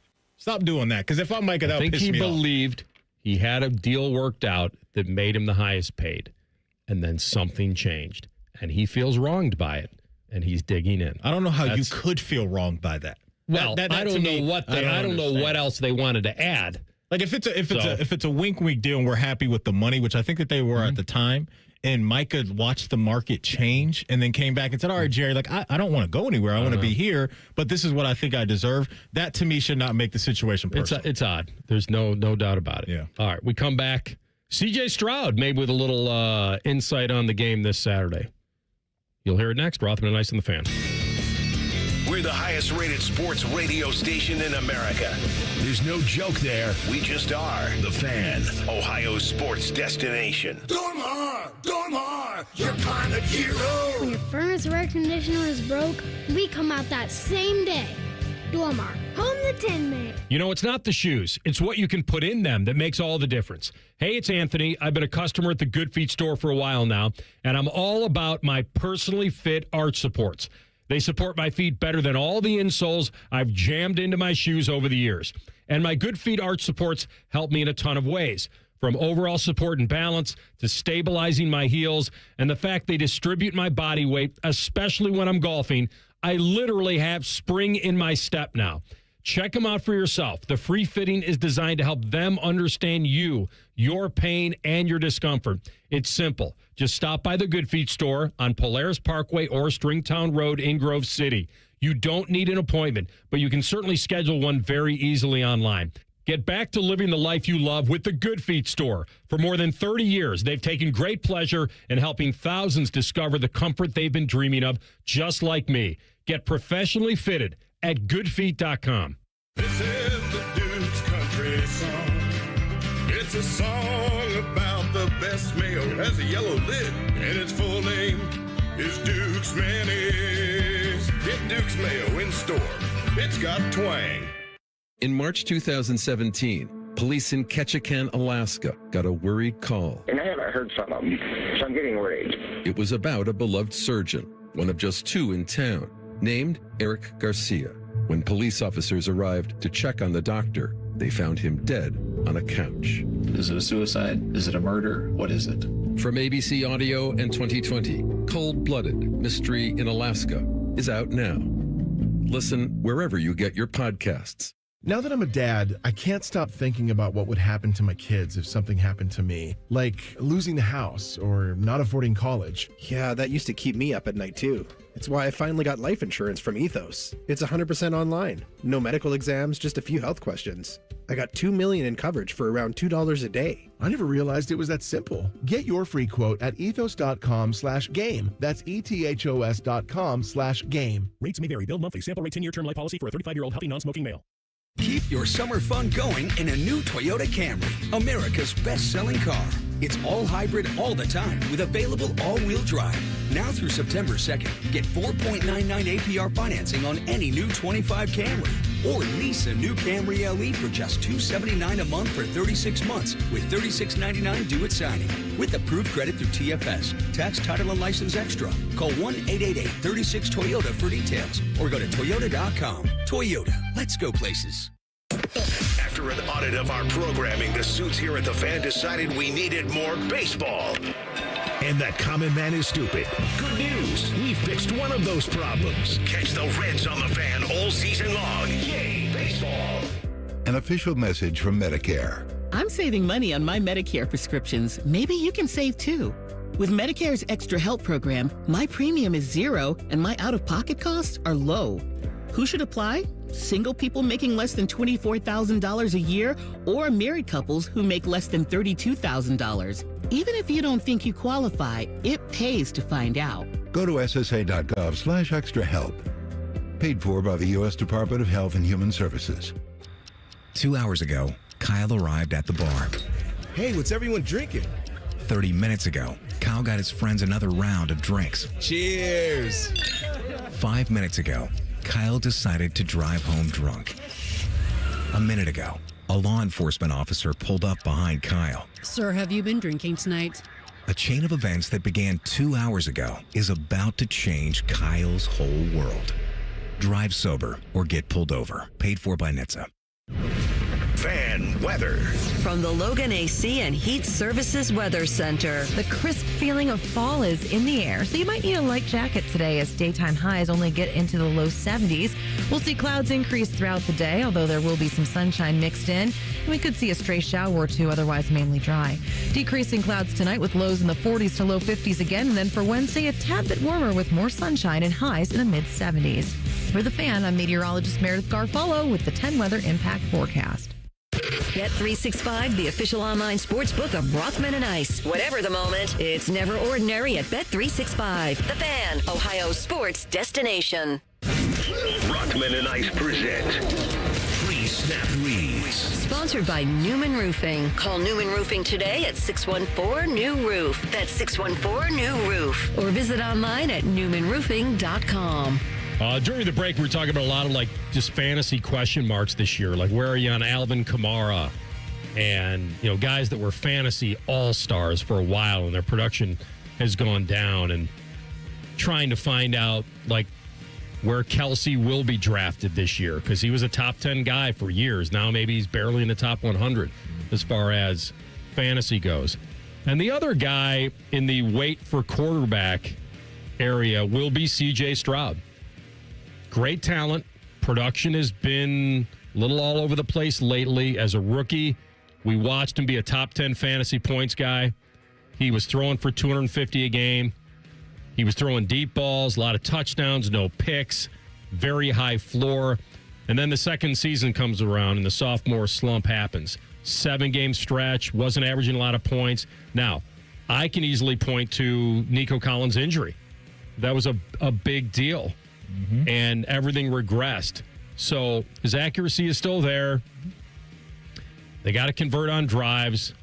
Offensive line, we'll see. That's a massive question mark for me. That's the problem is you got to, if you want a fantasy floor, you got to have an offensive line. And he doesn't run the ball. Nope. CJ, you're not going to get that from him as we know. He's a killer from the pocket with his arm, which you will take all day and tomorrow in fantasy. But in fantasy, you want a little bit more. And CJ doesn't have that high upside the way some of those other guys do at the top, like Jaden and Josh and Jalen and some of the elite quarterbacks in the world. And so, for CJ, their team as a whole, I think, has a chance to be rock solid. I don't know if they can get back to or if they ever were great, but I think there's a chance with CJ that you can be great if you have everything in order around him. And so Nico's definitely that known commodity on offense along with CJ. But other than that, Nick Chubb, what is he offering? He's got to have to offer something with Mixon. Mixon's going to miss early. I think he's on the PUP list, I believe, so he'll miss the first 4 games. So now Nick Chubb gets a great opportunity to showcase what he has left. But the offensive line, especially when you remove Laramie Tunsil from the equation. Remember, they traded Laramie Tunsil to Washington to protect the blind side for Jaden Daniels. And so they drafted a couple young receivers in Houston, and Higgins and Noel from Iowa State. But Nico is a dude. But there's questions on offense for sure with Houston outside of CJ and Collins out wide. Now, CJ was asked, I believe, about the anticipation of Ohio State, Texas, his alma mater. Let's hear what he had to say. I got us, man, for sure. I think we're coming. We got the momentum. We come off hot. A lot of different new players, but I think one thing, I went up there a couple of weeks ago before camp, and the one thing that still stuck out to me is that toughness hasn't gone anywhere. Coach Mick is up there. Manti, did you have Coach Mick at Notre Dame? No. Okay. He was at Notre Dame. I think he was after me. He was after me, bro. He was after me, yeah. Yeah, so Coach Mick, man, I think he's the foundation of our program. And I went up there, they're doing mat drills, they're doing the sled pools and all the different things you do in college that maybe don't resonate to football, but and it helped me in my career, and I'm very grateful of that. But I think that toughness, because at the end of the day, that first game, the jitters are a little off, like you might not be making every throw, every play, every tackle, but I think at the end of the day, the toughness wins that game. So I think that toughness is going to be displayed on Saturday. It is a grinded out kind of game. It feels that way to me. It feels like, you got to find a way to squeak that one out. There will be mistakes. There will be some good plays. I can't imagine it not being a 4-quarter game. If that game has to be in doubt in the fourth quarter, I believe, with these two teams. The last one was. I anticipate the same here.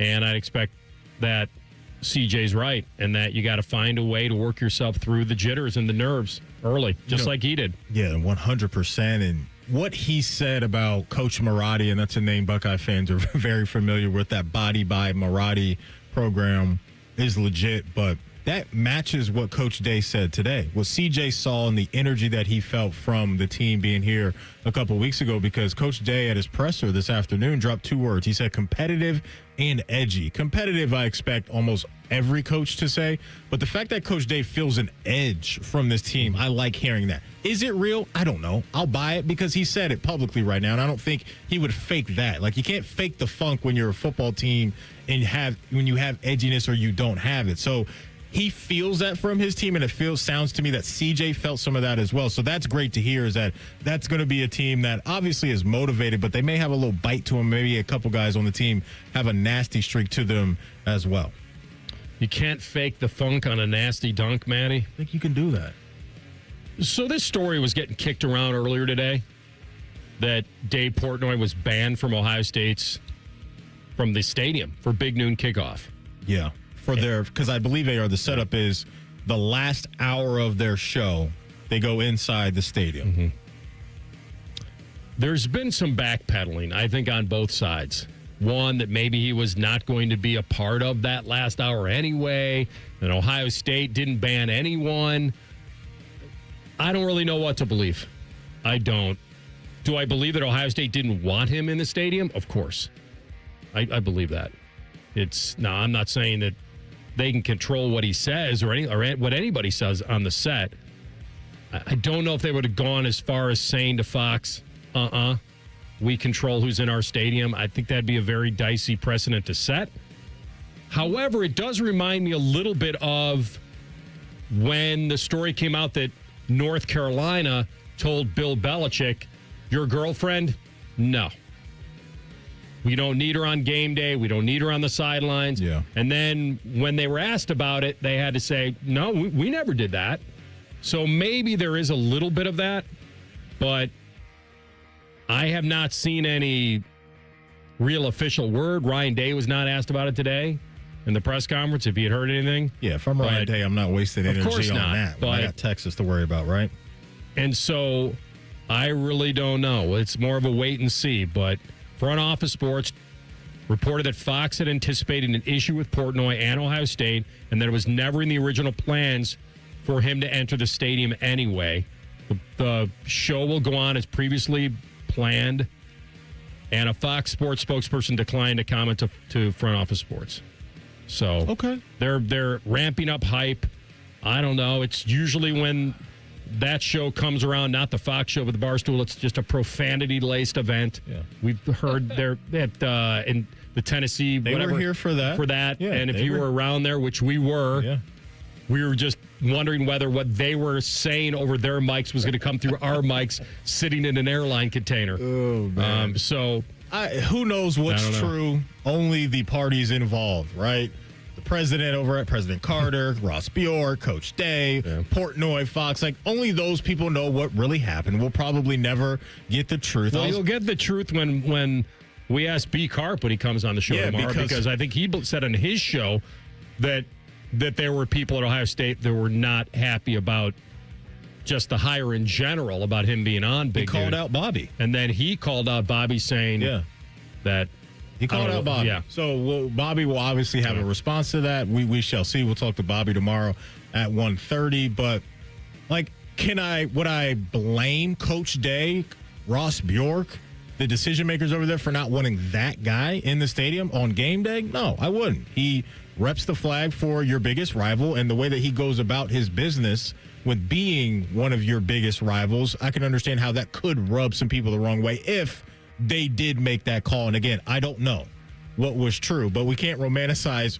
rivalries and not love these type of things. Listen, Desmond's been a part of the broadcast on game day forever. Right. So I think your second part was correct, is the way someone goes about it. Yeah. But and now he's sounds gonna like no one has corroborated this as far as on Ohio State side. Knowing how Portnoy gets down and how he goes about things, he's gonna dig in even more. He's already out there calling Ohio State soft and all those things. So that'll play well for his fan base.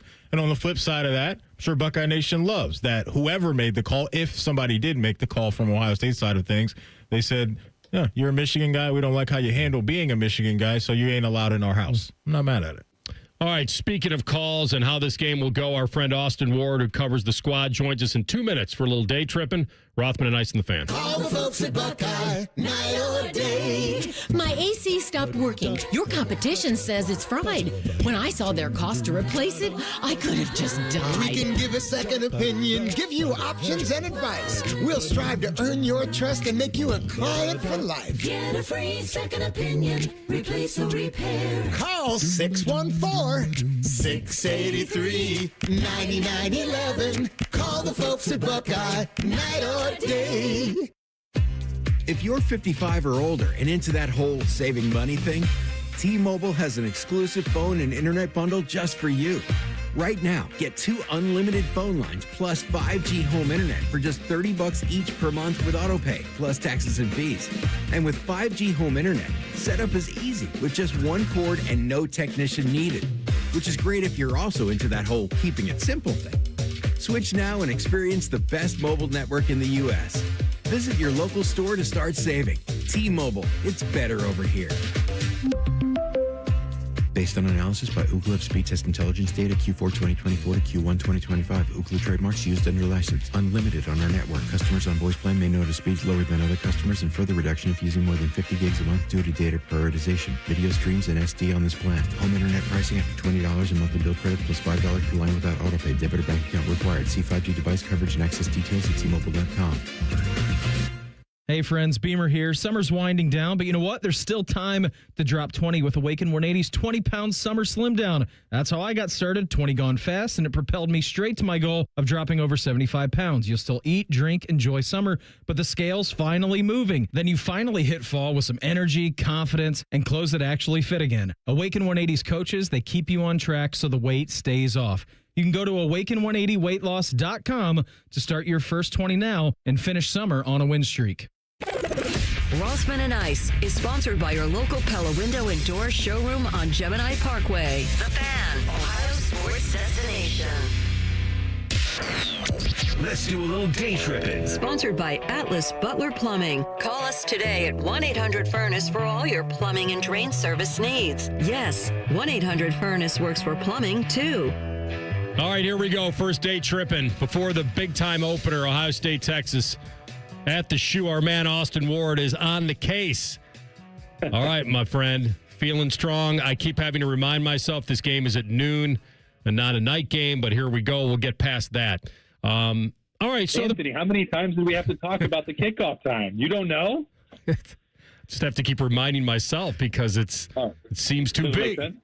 Okay. You know, and I don't want to be hypocritical because if I say it seems too big to be played at noon, then what are we talking about with the Michigan game? But some traditions I won't touch, but I digress. Let's get back to it. How about he was big today in the press conference on not putting any expectations on his quarterback, not trying to script anything. Everyone was trying to say, what's your pep talk to your new starter? You've been a quarterback. You know what you'd like to hear before a big game. And he was not wading into those waters. He was back to the clean game. We got a lot of units that can help. Is he taking pressure off his guy, or is he being really genuine that he doesn't want to put too much on him? Yeah, I think, well, first of all, it's great to be back with day tripping, talking to you guys on a Tuesday game week. It's been too long. But, yeah, listening to Ryan Day talk about that, I think it's a balance of maybe both of those things, Anthony, because if you look at the way that this month has played out and the competition and the process to name Julian Sayin the starter. The way that all of these battles, or how close some of them were in the past, or compared to this one, it didn't really matter. But to get to the point where Julian Sayin was the starter, the thing that he needed to prove was not that he could make every single throw. Everybody knows he can do that. Not that he has some level of athleticism to get out of the pocket or make plays. Like Steve Sarkisian's aware of that already. He talked about it in his press conference on Monday. So the challenge is, if this is the first start and you have uncertainty, if you said you got to throw for 275 yards, you have to get JJ this many touches, you have to do this, that, or the other thing, like that's not a really realistic way to approach this. And it's also somewhat dismissive of how good Texas is going to be and how big the challenge is. So I think he has challenged Julian Sayin throughout this month, but the things that he wants him to do are more about, again, focusing on routine plays routinely. That's a given at Ohio State, but it's about command of the huddle, communication with the rest of the offense, leadership in the locker room. That's the part where we're going to find out at noon on Saturday against Texas what Julian Sayin is really made of, and the way that you will ultimately, judge that at the end of the year is going to be different than the middle of the year and certainly at the start of it. But if he goes out there and leads Ohio State to a win, and leans on the defense, or gets help from the running game, or whatever that looks like, then you grow from there. So I think that is why you won't hear specifics about how it has to look. If you lead Ohio State to a win, then you won't quibble about any of the other details, and trying to set them up statistically wouldn't do anyone any favors. Gearing up for this game, A-Dub, I was not anticipating us having to ask you about either an analyst or media personality when it comes to Ohio State and Texas, but here we are. Dave Portnoy took to social media earlier today and called out our guy Bobby Carpenter and called out Ross Bjork, and then obviously all the Ohio State fans as well. But, what's your understanding as to what's really going on here? Yeah, I think it's really unfortunate, Maddie, that this is how this has played out. Ohio State was effectively put, in my opinion, and I'm speaking only for myself, although I will say that this process has been playing out with Ohio State and other teams in the Big Ten, and with the Big Ten Conference, and with Fox Sports executives for, a month, certainly several weeks, about whether or not he would be allowed access into other Big Ten stadiums in addition to Ohio State, to their field and to their sideline. Ohio State then wound up, I think, in a lose-lose situation where the perception became, all right, the Buckeyes are the ones that they're the only ones that care about this because of Dave Portnoy's allegiance to Michigan, or because of the way he's talked about the rivalry, or even, which I don't think anyone would ever want, a Michigan booster, the guy who's openly talking about how much he's invested in Michigan's starting quarterback, being on the sideline before an Ohio State game. So the lose-lose part of this is, do you proactively raise that issue and say, well, we'd prefer Dave Portnoy to not be on the sideline in the horseshoe for this game, which is a conversation that has happened, or do you allow it to happen on Saturday? And then, because this perception has been, it's soft, Ohio State can't take the heat with Dave Portnoy on the field. That's fine. I don't know why it would want that, given those circumstances that I mentioned. But the alternative would be allowing that to happen and then not knowing what that could look like. And then you have a Michigan booster running around in your stadium before Ohio State, Texas, and no idea of what that might entail or what that might look like, and then being labeled as soft for allowing Michigan to come infiltrate your stadium before the game against Texas. No matter what it did, Ohio State wasn't going to look like a winner in this scenario. I think that this is the right way to go forward, not having him on the sideline, and everyone else in the Big Ten outside of Michigan agreed, which is why the conference, I think, has finally, and Fox finally come out and say, well, he's not going to be on the desk. I think there were plans for that to be the case before some of these discussions about week one were presented with Ohio State in the build-up this month. Wow, there's a lot there. Yeah, I know. Because on both sides, I could see all right, you played right into what he wanted. He's a winner either way. Because now if he can tout the whole I got banned from the stadium, then he can tout his, Ohio State's afraid about what I might say, and that I'm a Michigan guy and we've won 4 in a row. They don't want to hear it, especially on a desk in their stadium before a big game. And then the other hand, like you say, if you don't voice your opinion a little bit, then you do worry that it does disrespect the rivalry and on your turf kind of thing. So Boy, I'll tell you, let's just keep the focus hopefully on Ohio State and Texas, at least this week. We got plenty of time for that. Right. All right, so how much, I've heard a lot of people say this is going to be a game that may play to the under, that this will not be maybe an explosion of offenses, that the defenses can own this game. Do you agree? Yeah, that's where I'm at, Anthony. I think traditionally you look at these week one scenarios, and we saw this even with Iowa State and Kansas State last week, and there are other factors, weather, travel to Ireland, all those other things. But I think back even a couple of years ago to Ohio State Notre Dame in week one, and you had everything you could want on offense. You had C.J. Stroud back, and it was still a little bit wonky. That's just the rust. As physical as training camp can be, and as competitive as it is at the Woody Hayes Athletic Center, you know what's coming offensively, defensively. You fall into this rhythm. You also don't want to hurt your teammates throughout camp. But that's a different level. The game speed is different than any scrimmage that you're ever going to find, even as competitive as it might be in the Woody. So that it's hard to play. It's hard to execute. You're doing it for the first time in, 8+ months. And you're going to see disjointed moments. And I think especially with these two teams, given it's not just Ohio State that has to replace, 15 NFL guys. Texas is close to that as well. Both these programs are going to have inexperience on the offensive line, defensive line, at key positions, even at quarterback. As much as Arch Manning is given the benefit of the doubt, this is a different challenge for him going against a Matt Patricia defense, going into the horseshoe, as raucous as I think it's going to be at noon on Saturday. That's a different level. And I think both sides will probably need some time to feel it out.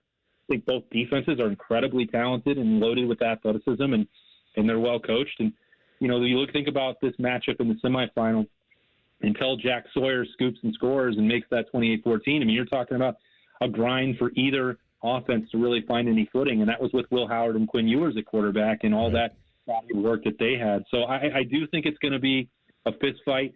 I do think it's going to play into sort of that script of running the football and who can stop the run and which quarterback is best able to handle the moment and protect the football. So I know that those are cliches, but when you're dealing with number one versus number two in the coaches poll and talent-equated matchup games, as Ohio State likes to put it, that is ultimately what I think it's going to come down to. Yeah, well done. A lot of good stuff. Fun speculation, my man. Can't wait to see you on Saturday, buddy. Enjoy the week.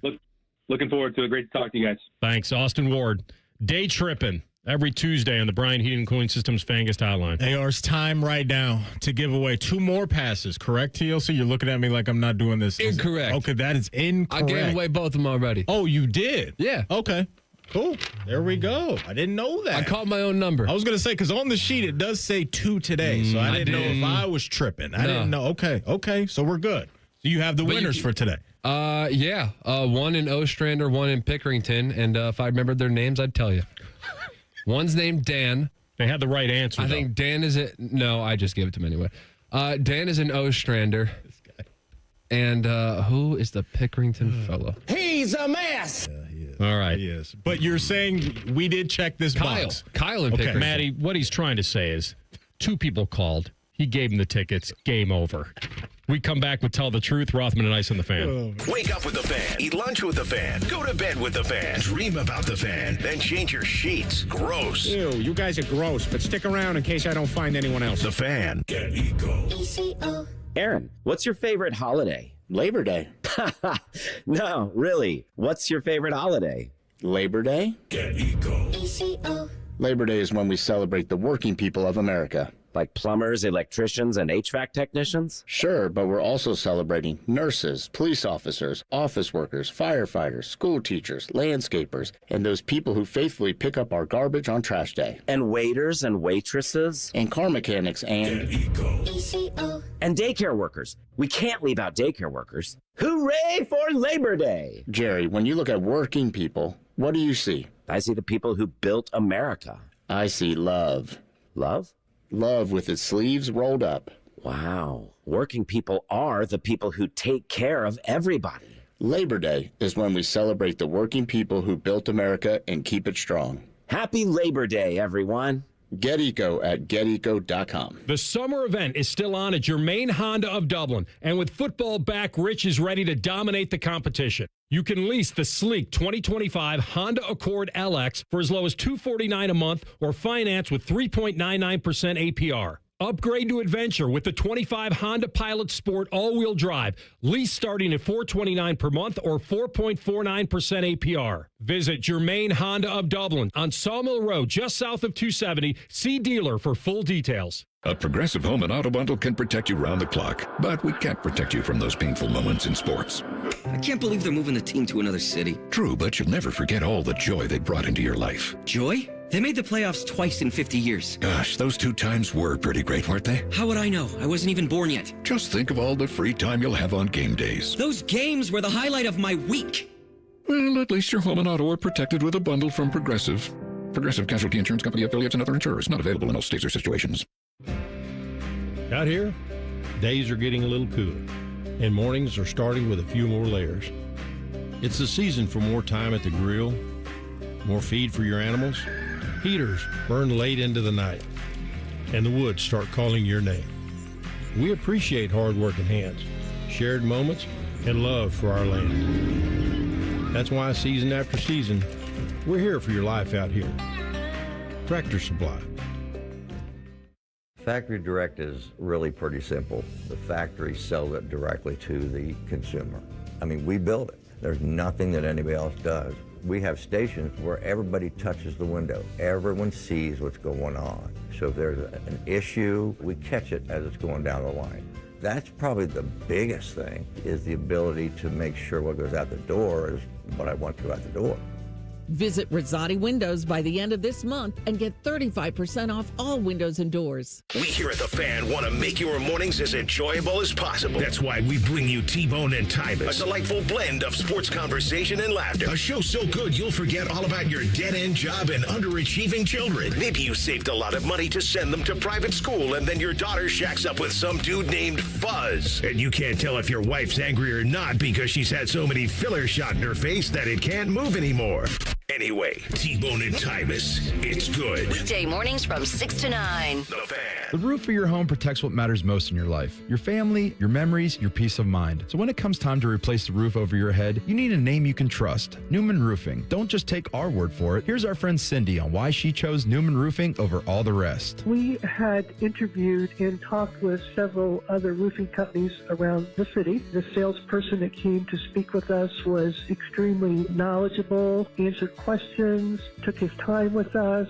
We were happy to make Newman our choice. And you'll have peace of mind knowing that on the day of the installation, we'll give you and your home the respect it deserves. The guys arrived right on time. The crew leader came and talked with us, let us know what they were going to be doing. He was here all day with the crew. That itself was very impressive. If you're thinking about your roofing or siding, give Newman Roofing a call today. We were very happy with our experience, and we would highly recommend Newman to anybody we talk to. Don't just get a new roof, get a Newman roof. Call 614-NEW-ROOF or visit online at newmanroofing.com. It's almost Football Friday. All play and no work.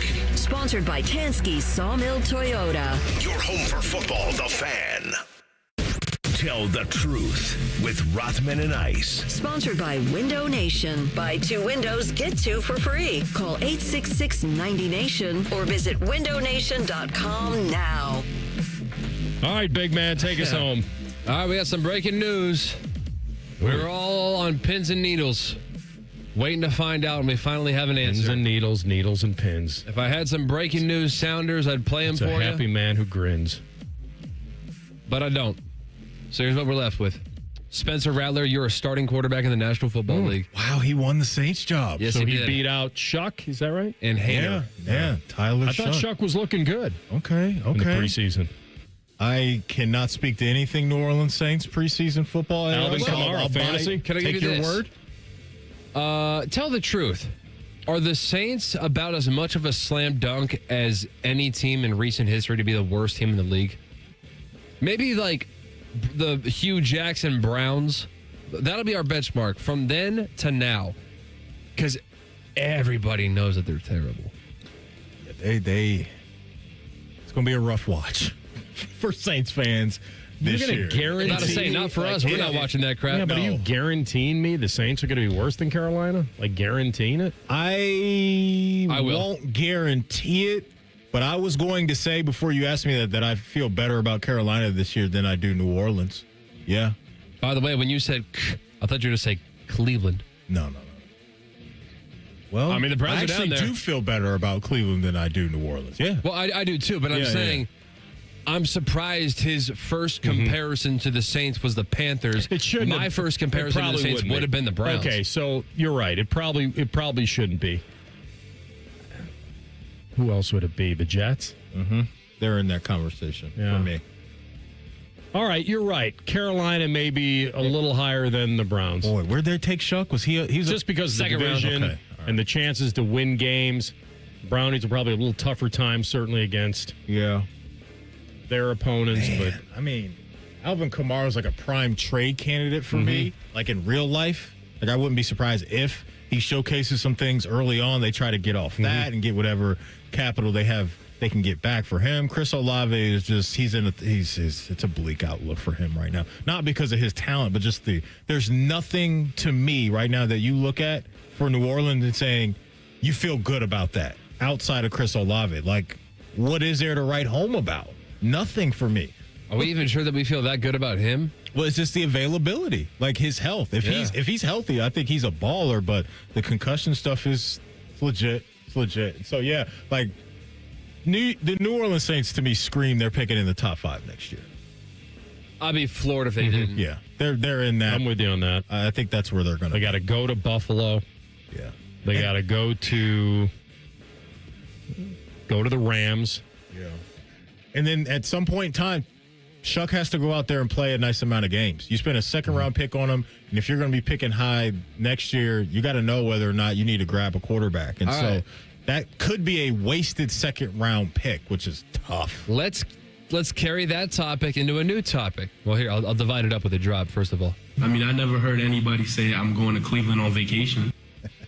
All right, so we got 3 teams. Little Put-in-Bay. Yeah, my friends just went to Put-in-Bay this weekend. They made it back alive? As far as I know. Okay. I mean, I guess that's definitely. We're sending texts about Trey Hendrickson's contract. Not Cleveland, so yeah. You know what? Good point. But let's take this, okay? 3 teams. Giants, Browns, Saints. So we got Russell Wilson, Jameis Winston, and Jackson Dart with the Giants. With the Browns, we got Joe Flacco, Dylan Gabriel, and Shedeur Sanders. And with the Saints, and Deshaun, I guess. And with the Saints, we got Spencer Rattler, Tyler Shuck, and Jake Haener. That's nasty word. Are all 9 quarterbacks going to start at least one game this year? I don't think you go 9 deep. And the quarterbacks, that's a little much. I could see all 3 for Cleveland. I'm like dead set Cleveland starting all 3 at some point. Definitely see 2 for the Giants. Will Jameis get some run? I think Jameis is the least likely out of all 9 of them to start a game this year. I think they may leapfrog him and go straight from Russell Wilson to Jackson Dart. That's happening. Absolutely. You could make the debate that Jackson Dart should start over Russ, but we know where the floor is. I'd be down with that. Yeah. That's happening. I don't. I'll go 8 of 9. It's either an over and under of 8.5. Yeah, I guess so. I'll take the under. All right. Shoot for the stars, land on the moon. Did I get that right? All right, so there are Seahawks, not Seattle Seahawks, but there are Seahawks that are building nests in the stadium lights way up there in Apple Valley High School in Minnesota, okay? Now, these Seahawks are protected both statewide and federally, so you got to kind of accommodate them. So, Apple Valley High School is not allowed to play night games because they can't turn on the lights and cook these birds. Come on. So, Friday Night Lights... Their football games are being scheduled a little bit earlier in the evening so they don't go into the night. Now, if you were the athletic director at this high school in Minnesota and there was no state law, there was no federal law, would you rearrange the football schedule on Friday nights to avoid going into the darkness and turning on those lights to fry those birds? Or where you say, hey, that's their problem. This is Friday Night Lights. We're playing some football at night. That's probably how I would. That's where I would go. That's where I would go. Horrible. Blank them birds. That's awful. I hope I they thought live I had elsewhere. a co-host. But that listen had here, some man. Passion. Friday Night Lights is what matters around here. Okay, Awful. Boobie Miles. You watched the movie. You saw how important Boobie Miles was, not only to the team but the city. That's what I'm focused on. The birds, get out of here. Move around. That's a shame. That's disappointing to me. I thought my man had a little more compassion than that. I certainly would try to do my best to relocate those nests and keep an eye on them. Climbing up those towers? There are people that do. What? You got window cleaners on skyscrapers. What do you mean you can't go up? Who's changing the light bulbs? That's scary. You said, I do what I can. I think you could contract that out. Okay. I'm not flipping the switch, if that's your question. What am I, Mr. Sparky over here? No, that's ridiculous. Those are federally protected animals. If they weren't, though. Yeah. No, any animals. I'm not doing that. For a high school football game? You got to be kidding me. Come on. How much does Matt facing Peyton and Eli maybe help him as far as getting a game plan together for Arch? Before we go, if you missed anything from our show, say that again. We got to go. Before we go, if you missed anything from our show, you can always catch up wherever you get your podcast. All you got to do is type in Rothman and Ice. Everything we do from noon to 3. We'll be waiting there for you. Common Man and Timmy coming up next. All right. How much does Matt facing Peyton and Eli maybe help him as far as getting a game plan together for Arch? All right, we need to talk about that tomorrow. I didn't quite hear that earlier today. That's quite amazing. All right, we'll hit you tomorrow. Rothman and Ice in the Fan. Bobby Carpenter demands that you watch Morning Juice on YouTube. If you don't, Tito will move into your house. Live at 6 a.m. on YouTube and streaming on the Fan app. At Baths R Us, we believe home improvement is life improvement, and that starts with the team who brings your vision to life. Our installers aren't just skilled, they're experts. This is who we are. This is what we do all day, every day. Right now, get $1,500 off a shower or tub replacement or $3,000 off a full bathroom remodel. Plus, low to no monthly payments. Call 380-225-BATH to schedule your free estimate or go to bathsrus.com. 380-225-2284. Baths R Us, where dreams soak in. Hey, Buckeye fans. As the official wing sponsor of Ohio State Athletics, Roosters is kicking off an incredible giveaway you won't want to miss. This football season, we're giving away 12 ultimate Buckeye experiences. 3 drawings, 12 winners with prizes including tickets, sideline passes, and 3 trips to a Buckeye first-round postseason game. Go to roosterswings.com to register and see all the details. 3 drawings, 12 amazing prizes. Register today and every day. Roosters, a fun, casual joint. If you're 55 or older and into that whole saving money thing, T-Mobile has an exclusive phone and internet bundle just for you. Right now, get 2 unlimited phone lines plus 5G home internet for just $30 each per month with autopay, plus taxes and fees. And with 5G home internet, setup is easy with just 1 cord and no technician needed, which is great if you're also into that whole keeping it simple thing. Switch now and experience the best mobile network in the U.S. Visit your local store to start saving. T-Mobile, it's better over here. Based on analysis by Ookla Speed Test Intelligence data Q4 2024 to Q1 2025. Ookla trademarks used under license. Unlimited on our network. Customers on voice plan may notice speeds lower than other customers and further reduction if using more than 50 gigs a month due to data prioritization. Video streams and SD on this plan. Home internet pricing after $20 in monthly bill credit plus $5 per line without autopay. Debit or bank account required. See 5G device coverage and access details at tmobile.com. Ben Sadler, Assistant Vice President, Commercial Lending, on what makes First Bank of Central Ohio successful. What we do as a community bank is really, listening to, that company, finding the solutions that best need their business and is not just a universal product that you could get anywhere else. Experience what it's like to be first at First Bank of Central Ohio. Visit fbcentralohio.com for more details. Member FDIC, an equal housing lender. Jump on board now with the 20-pound summer slim down with Awaken 180 weight loss. Drop 20 pounds before summer ends and cruise into fall with a new routine of better health. Do what I did and find your results with the solution for weight loss at awaken180weightloss.com. Did you know Byers Airport Subaru is the oldest Subaru retailer in the entire country? And just like a veteran quarterback, we've been delivering winning drives for generations right here by the airport. At Byers, we treat every customer like part of the team because that's what keeps us in the game season after season. From tailgates to road trips, we've got the perfect Subaru to get you there. Kick off your next adventure